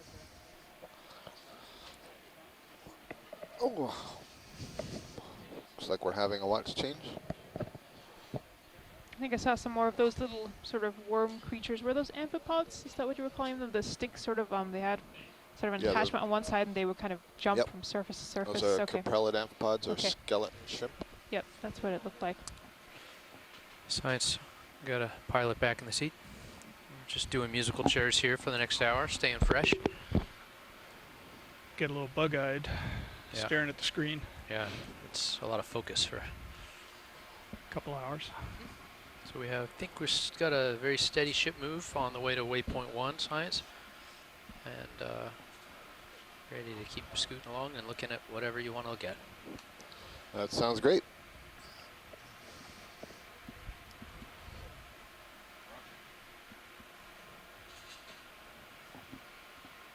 Seeing again some of these flattened Roland, lobes how you in the doing over foreground there? here, and then again more of the I'm platy doing features lovely. in the background. Find me an octopus or the Kraken.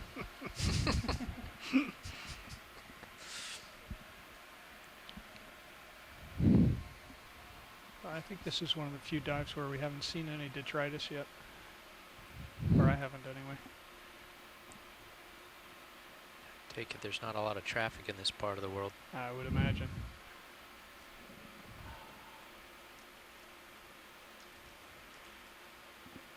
Yeah, he was covering some pretty good ground doing that lawn mowing thing. We're seeing lots of stuff the whole time we've been taking still imagery, so someone could really put together a nice... Hey, what's that, Rolly?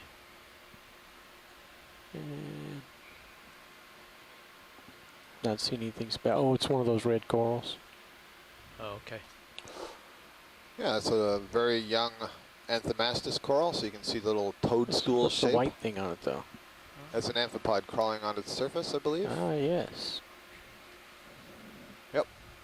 And you can see that the presence of the amphipod has caused all the tentacles of the Anthomastus to withdraw, curl up. Okay. We have a new co-pilot in the co-pilot seat. Mr. Sorensen's going to be sitting in. Welcome, welcome, co-pilot. Under the direction of Mr. Bobby Moore. Yes.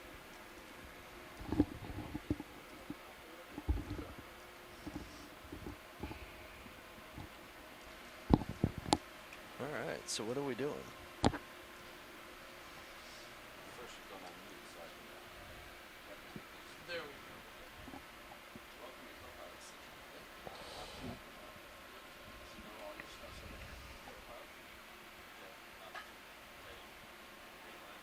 Bridge, nav.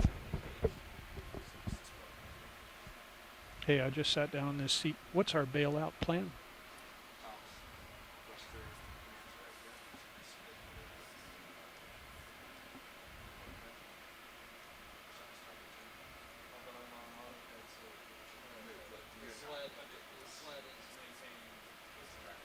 Yep, that still works.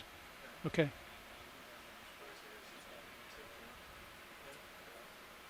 Copy 250. Thanks, Sean. Pilot copies. Sounds good. Pilot, what's that yellow thing going right off right screen? Off the edge of the right edge of the screen? Yeah, it went off. It was yellow, but it also sort of looked like it had legs or tentacles. Center? Bottom? Yep. Top? Bottom. Bottom right. Let's see. Just to the right of the white. Stand by. Maybe an old stalk.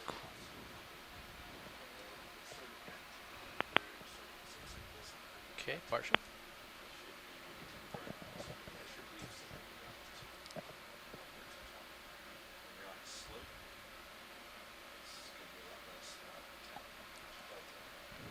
A barnacle? Yeah, maybe. It's a giant barnacle. Wow. Is it? Sure looks like it. That looks like Yes, it does, doesn't it? 3 large barnacles on the side, and then there's 2 sticking. Oh yeah, there you go. Verrucamorph barnacle. That's marvelous. Huge. Terrific. So it looks like there's one really big one, and then some smaller ones coming off it. Do we have the lasers, or can we get the lasers on that if they weren't on already? Pretty sure lasers are on. They're just Thank you. zoomed way in. Okay. Give us a stable shot of it. Come out partial roll. Let me set up and try to put my toes down on this rock. I'll come out full for you. 5 centimeters, Full maybe? wide. 5, is that what you saw? Yeah. Yeah, about something half like the... it, right? Yep.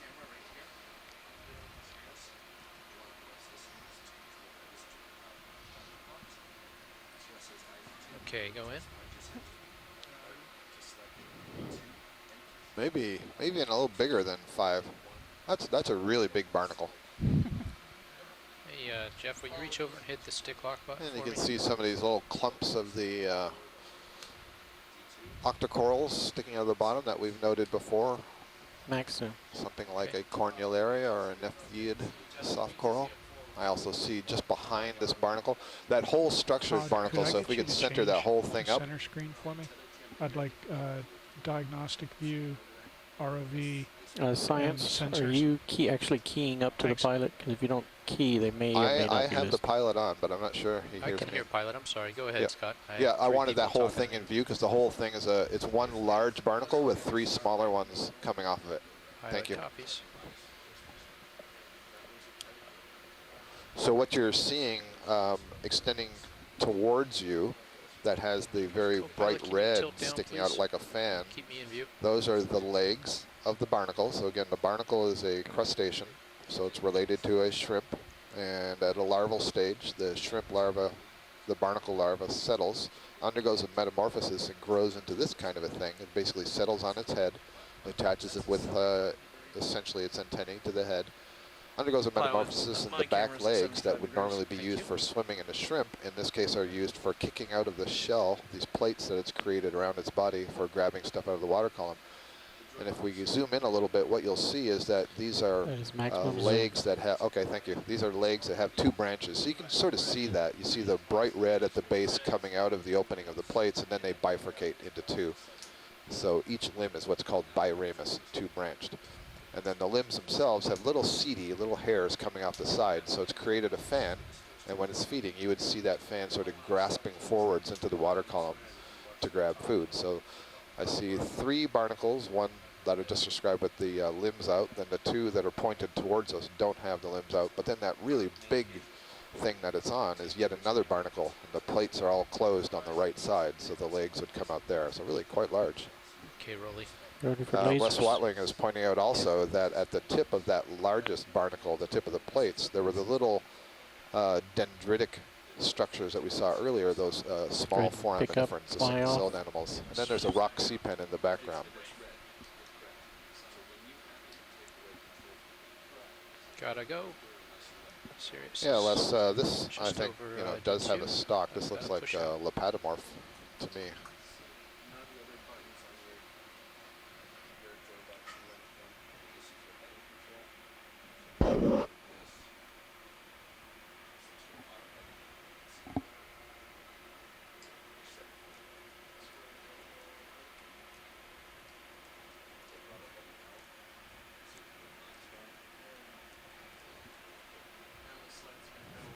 So that was a really nice observation there. That's certainly the first time we've seen them.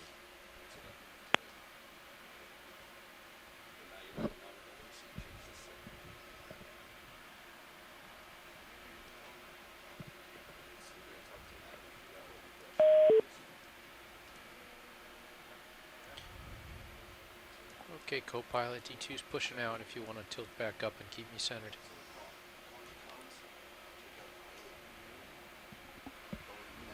Hey Nav, co-pilot. We still going 095? Yes, Roger. Roger Move that. is Thank still you. in place.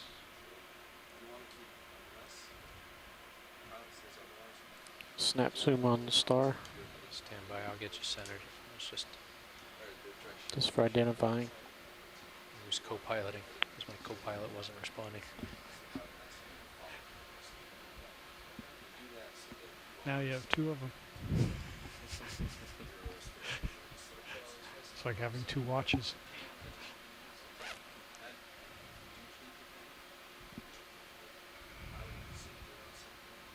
Stand by, Rolly. Standing by.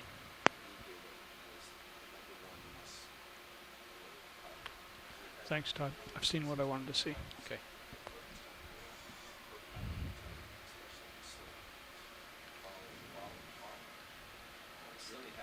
Okay, Roland. Oh, here we have one of those Evaplasoma actually feeding on a bamboo coral. So this is great. This is what Chris Ma had said earlier.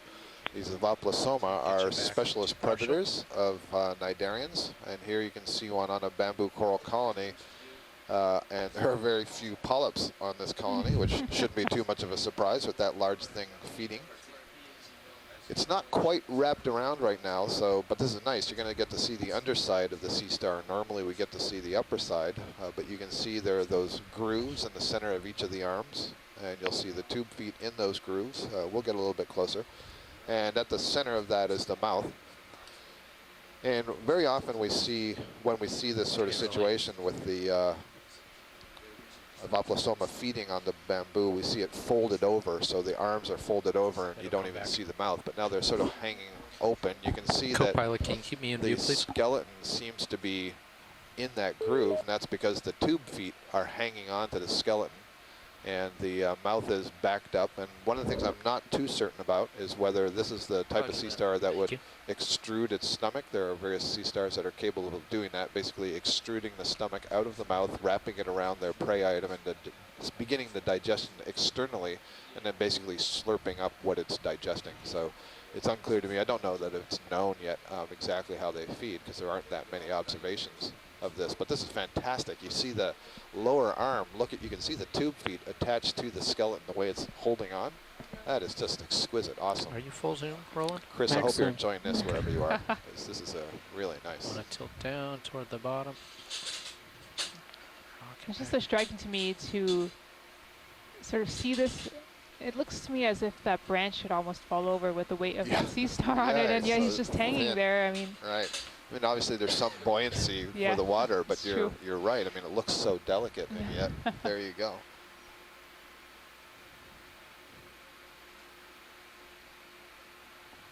This is also a nice opportunity to remind you that the bamboo coral gets its name because the skeleton is reminiscent as you of get bamboo. over me to It start has barking the at me. brown nodes alternating with the dark internodes. Those internodes, the white parts, are made of calcium carbonate, and the brown parts are made of protein. Especially on steeper terrain, it's especially so we important have that appearance, and so to we keep get that up on this generic flat name, stuff. You know, we've got a little bamboo breathing room. But if you're facing a so how wall long and do you you're think already it in would front of take me, a that sea means star that you're to getting eat up close to that entire wall. branch that it's on right now? Yeah, that's a great question. You know, so this is one of the I mean, things. I'm There simply aren't enough observations of this kind of behavior in the deep sea. You know, this is what we're seeing here, especially live with the video, is a pretty rare thing to see. And we don't have cameras or video cameras that are. We don't have video cameras to just sit down in one place for any period of time, or even time-lapse cameras, and that would allow us to answer that very question. And wouldn't that be special if we could, you know, follow it over time? So, you know, maybe it takes a period of a week, maybe more than that. Okay, here's the first bamboo coral that we've seen that's unbranched of our dive. This looks like the classic Lepidopsis type bamboo coral that grows on seamounts. I'm going to do a slow flyby because I do need to keep pushing out. Roger that, Sirius pilot. is looking almost straight down at me. Okay, so we are, the ROV is a little bit behind where it needs to be, so we're not going to stop and image this. We'll just do a slow flyby and look I think closely. there was also another barnacle next to that star. One, there's going to be more Roland, I'm going to keep pushing out, okay? in the foreground. Just, let's get coming further up slope. It looks like this one has a little bit of damage to the skeleton float it up towards the end. It looks left. like there's a section that's missing polyps, so that's kind of interesting. And we see the polyps are oriented on all around the skeleton here. They're extended.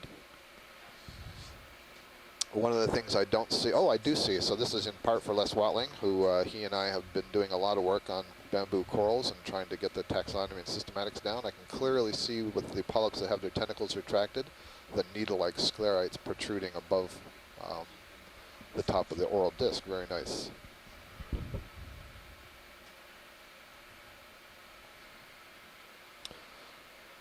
As we image this, Les is jogging my memory cells. Thanks, Les. That's great. So we did some work on Manning Seamount, which is just to the southeast of us, several years ago, and there's a large group of scientists, a collaborative project, and one of those scientists was Lauren Molyneux from the Woods Hole Oceanographic Institution, and she set out some settling plates. Basically, she put out chunks of, I think they were granite, that we could go back to in subsequent years and see if any larvae had settled on them and colonies had begun to grow. So we went back in 2004, and took a while to find them, and as we were looking around, we came across a large Paragorgia bubblegum coral that had been knocked over. Hey, pilot, and at the time we thought, oh no, you know, we knocked over this colony, you know, because it was still alive. At me, telling me to we go. Thought, oh, that's terrible. Yeah. And, okay. But you know, we imaged it, had a close look, and on that colony were, I think there were 3 different sea stars that appeared to be feeding on the Paragorgia. So skip ahead another 18 months. We came back in 2005 and once again went to get the settling blocks, and we passed over that very same Paragorgia, and those sea stars had moved maybe 5 to 10 centimeters.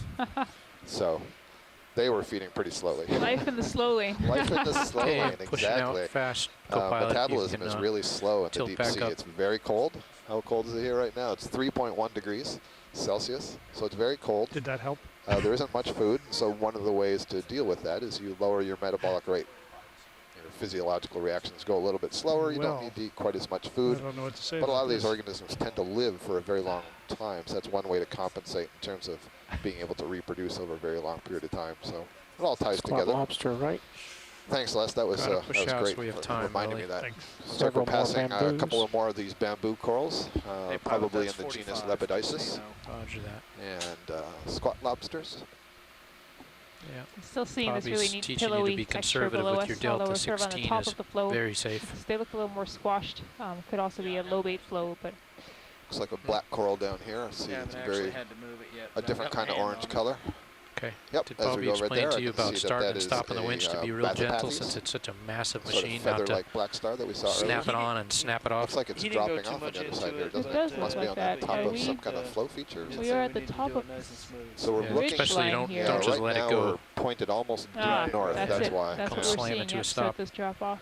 So for those of you on shore, our general heading is more towards the east, but the ROV right now is pointed towards the north. So you're looking out just over this ridge that we've been climbing and down into the, I don't know what you call that, the chute, the furrow, the valley, something between I'm not this. quite sure. The canyon, yeah. maybe small canyon. Yeah, but a drop off there. Those more barnacles coming to the bottom Oh yeah, left. this looks like another Roland, patch of you are barnacles famous on for the. telling me to look at something I'm already drifting past. It's because my mic is off and I say it once, then I realize that Looks like my there's mic a is bamboo off. coral colony behind it that Sorry. may be. I can't tell right now if it's stripped do a of its snap. tissues. Yeah, snap in. No, it's got polyps on it. It does. Yeah, you got it. There we go. So these look like they all have their cirri. They're basically their feeding legs are extended, but they're not moving them, but they are extended. Perhaps these may be passive feeders. I'm not sure. They may just hold them there and wait for something to come in contact with it instead of being active and waving them through the water column. I'm not sure the Perfect. behavior of these deep ones. Oh, they all went in, huh? You glance away for 1 second. Nice. Well, now you know they're alive, so that's good. Can we get a look at the colony behind it now that you're down here? That white colony, there we go. This is a new one for the day. This is a bamboo coral colony, also in the genus Isodella, but it's a different kind than we have seen earlier today. Looks like maybe a little tiny sea spider on that branch that has no tissue right in the center. This is not in great shape. There are lots of other organisms overgrowing it. You can see where the coral tissue has been removed, but you can see in other parts where the coral tissue is alive. And one of the things that's really easy to see here with the tissue removed is that this is what we call a nodal brancher. Those branches come right out of the protein spots. Thank you. Okay. What's the thing on the right-hand side of it? Sort of. I think that's a sponge. That little purplish stalk. Nope. Okay. I don't mean behind. There was a little purplish thing in front. There's also some barnacles, I guess, up on It's here. like a barnacle, yeah. Several different barnacles on the bamboo coral colony. Okay. Clear. Okay, Thank you, sir. coming up. And forward. Great, so we're turning around now back towards the east, and Deep Discoverer will make its way further upslope. Our depth right now is 2,548 meters. When we got onto the bottom this morning, we were at 2,748 meters, so we've come up about 200 meters in depth.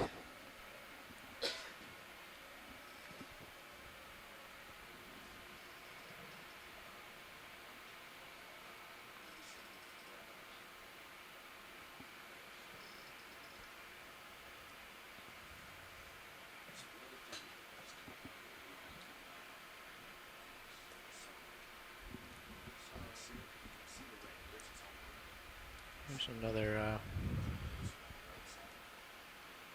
unbranched. Yeah, the unbranched bamboo. This is the Lepidisis. And I'm seeing several of them in the vicinity. So it's almost like we're entering a different zone. When we first got down to the bottom, we saw a lot of the Corrallium rubrum, the pink sea fans, and then we got up into a zone for almost 100 meters or so that seemed dominated by sponges with Corrallium colonies. I think there's a lot to see here. Let me see if I can get stable. Now we're getting into the zone where we're starting to see some bamboo corals. We've seen at least 2 different species recently here.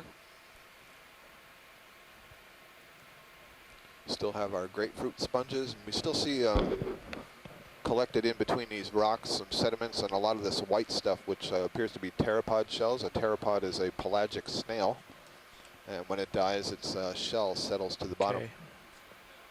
See if we stay.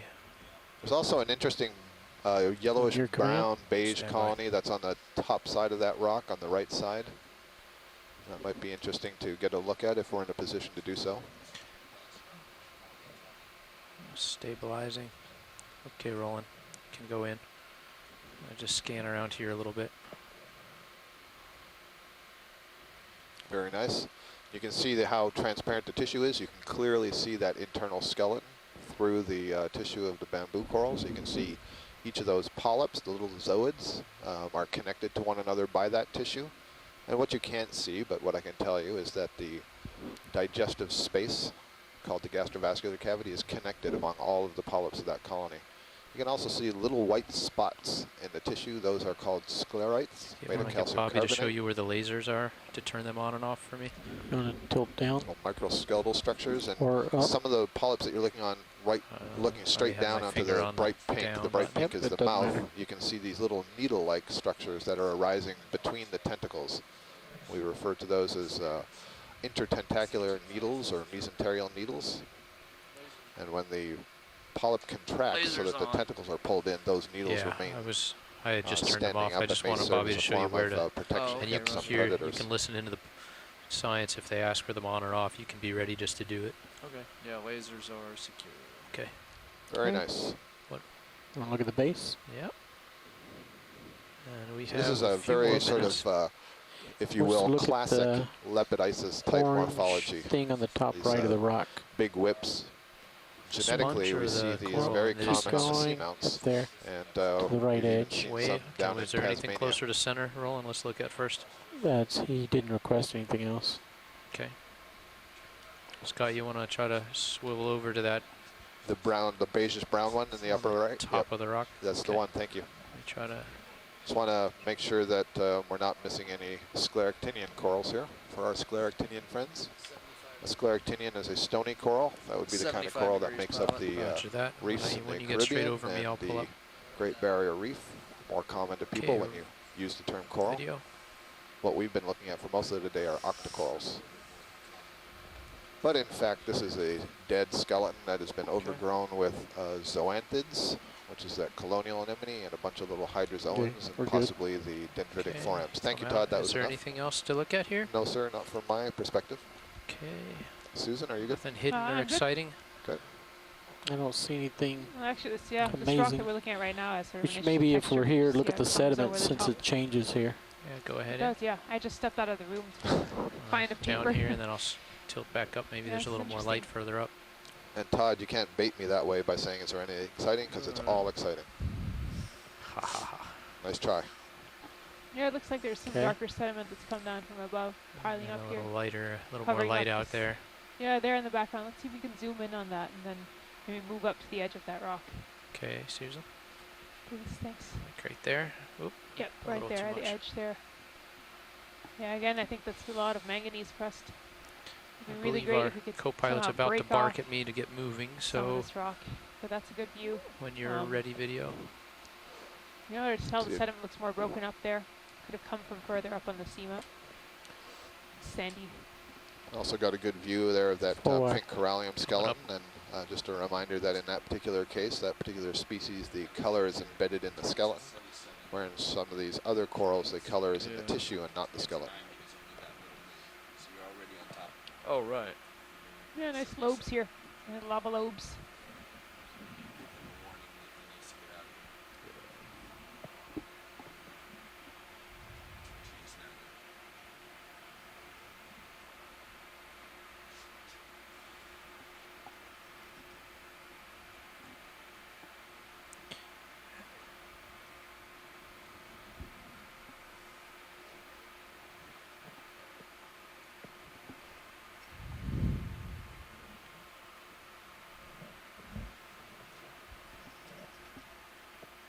Looks like there might be an anemone right there at the base of the Yeah, let's coral. just quick look at that. I gotta Yeah, keep moving. that's okay. Just looks different from anything that we've seen so far today. Well, let's Just do a among snap the zoom as it anemone world. comes into center, and then I'm gonna spin and keep moving. Yeah, looks like maybe a Harmathiid anemone. Harmathiid would be referring to the family, Harmathiidae. Don't know for certain, but it is possible, although most of those seem to have a very warty column, and this doesn't look too warty or rough. So definitely a sea anemone. Definitely something we have not yet seen today. I cannot identify it for you right now. Okay, I'm gonna. Thank you. I was Is just that a starting to lay coral on on the the gas. ground just in front of the sea anemone? I'm sorry, Rian. Maybe I see what you mean. I'll look at the replay, and I'll let you know.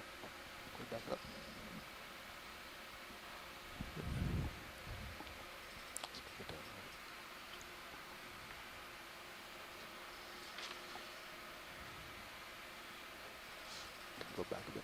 A little bit of a slope here. You see this? Actually starting to go downhill So, to the Rian, left we could there. see what you were referring to. There's a fish right in the middle there. Can we A fish, stop? really? Okay, apparently Oh, I there's a see fish it. in the I middle. got it. Okay. I see it. Peter has good eyes. Just one below the field of view. Yep, Todd, our pilot, has seen it, and so he's on it. Ah, yes, there it is. There's, Peter's been holding the button to call in all day. Finally got to use it. Okay, video. I'm gonna A lot of hold my that. feet.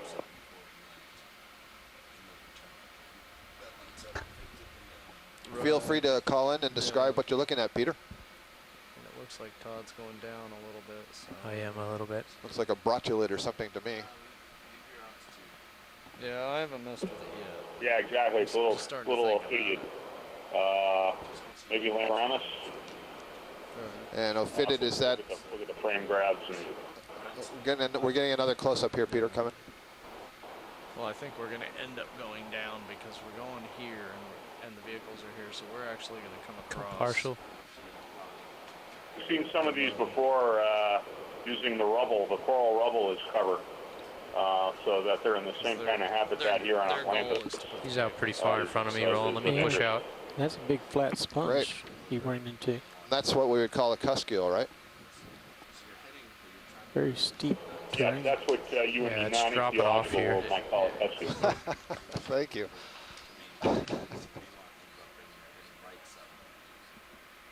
Oh, really? So this is a big brown thing in front of us. Appears to be a sponge. It's growing off of the wall. If Okay, it is a video. sponge, it's long dead. Indeed. It is a Oh, sponge. that's interesting. I got excited there for a moment. I thought it was a little bit of lava. lava shell, but it was not. For our ichthyologist, this is an ophidid. For our non-ichthyologist, this is a cusk eel. How's that, Peter? Well done. Thank you.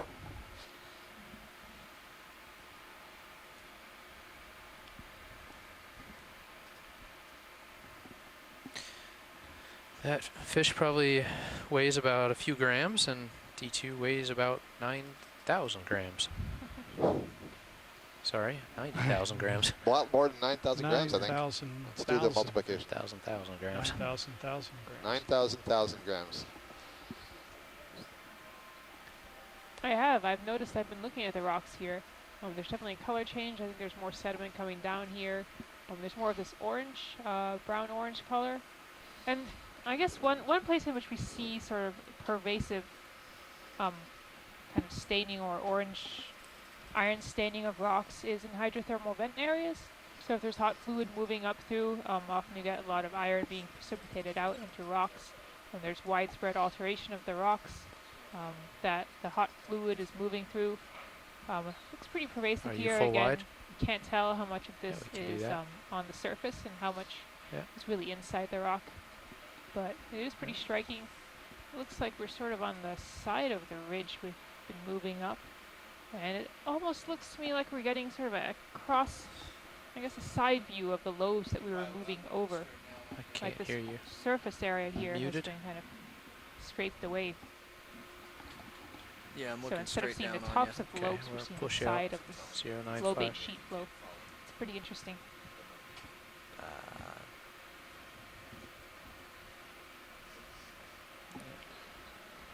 Is this, I gotta catch back it's up with not, serious okay. video. No problem.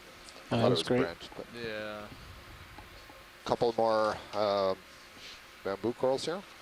Scott, I'm going to push back out in front of Sirius. I've dropped off the edge of this feature, just Yep. like we see in a high pack. There's this real ledge that we're going to be Exactly. walking along. Yep, this is the ridge spine that we've been climbing, and you're just kind of down on the side, aren't you? I am. Yep.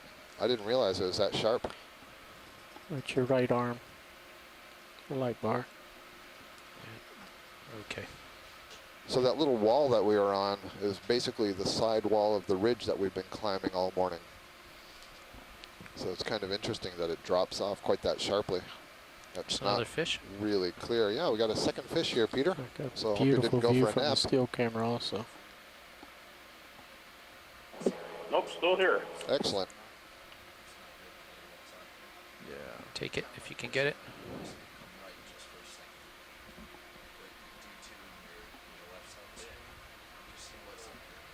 Oh, he's a wily one.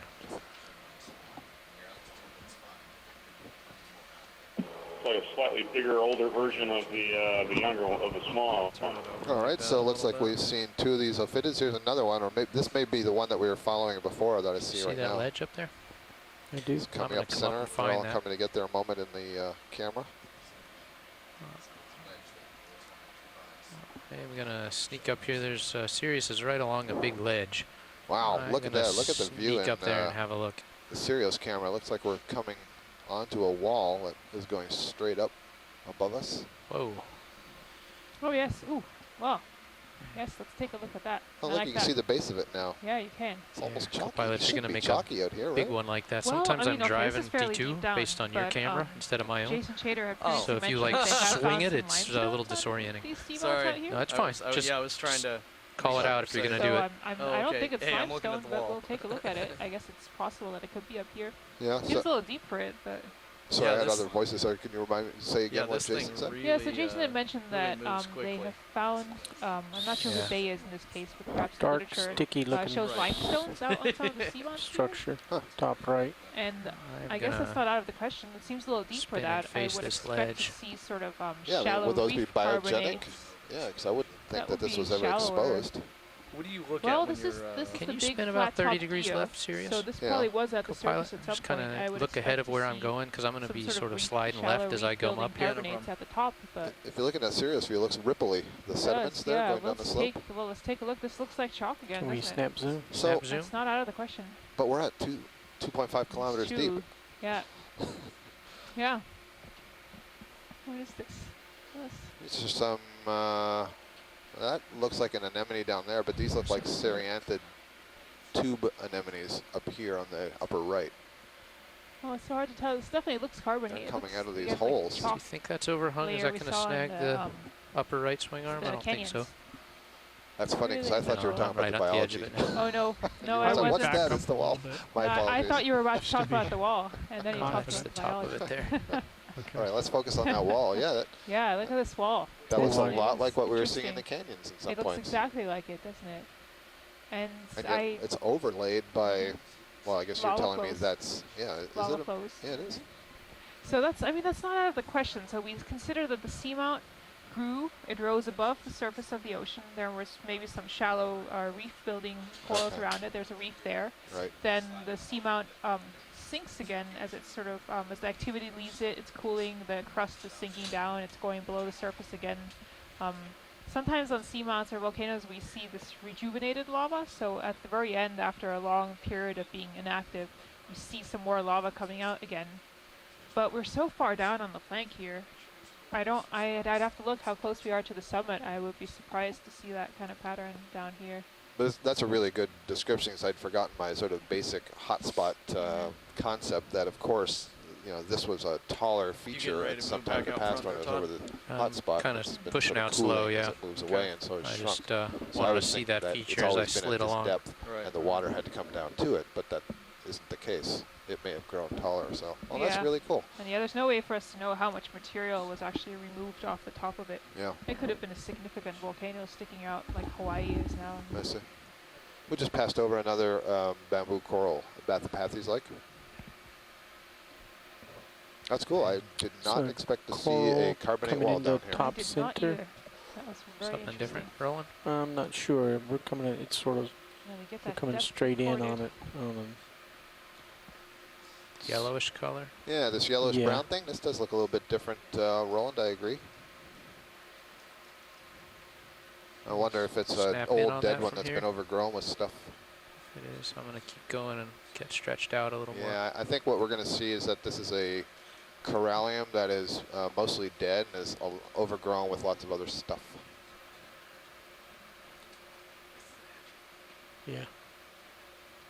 I believe hanging just behind this coral is a Corallimorpharian. That's what you see, that anemone-like polyp that you see growing from the side of the rock there, hanging down a bit. I believe Looks like that's we're a about ready for a Corallimorpharian. video It change looks here. like it's got a Okay, pretty come on wide for me then, disc Rolly. relative to the height of the column, and then those tentacles had little ball-like Gentlemen? structures I'm on going the to end. keep pushing out, co-pilot. Those are pretty guys good have a great indications of a day. corallimorph. Thank you Not very bad. much, Lots of Roland. interesting things. Oh, this is really interesting here. It almost looks like a little bit of stair step right at the level of that carbonate where the chalk carbonate layer. was. I bet it's underneath these flows. They've come down over it. That is really interesting. These look like they're dislodged, these two pieces. Looks like Yeah, we they have do. a Those do watch look like they change come happening. down.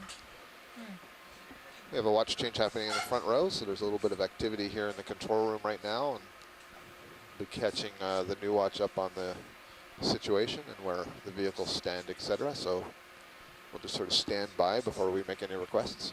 Hey, co-pilot, can you center view on the track? I just want to get an idea of where we actually need to be. Well, I always want to go Centered back and with take the a look at vehicles. that wall again a little more now. Oh, Thank you, video. it's too late. All right, so our track is really right along Yeah. the we're contour running- line here. We're running right this direction, so we're right over top of this transitional line right there. Okay, good. Alright, so I'm going to turn back over just a little bit. Copy that. I'm going to brief our next pilot.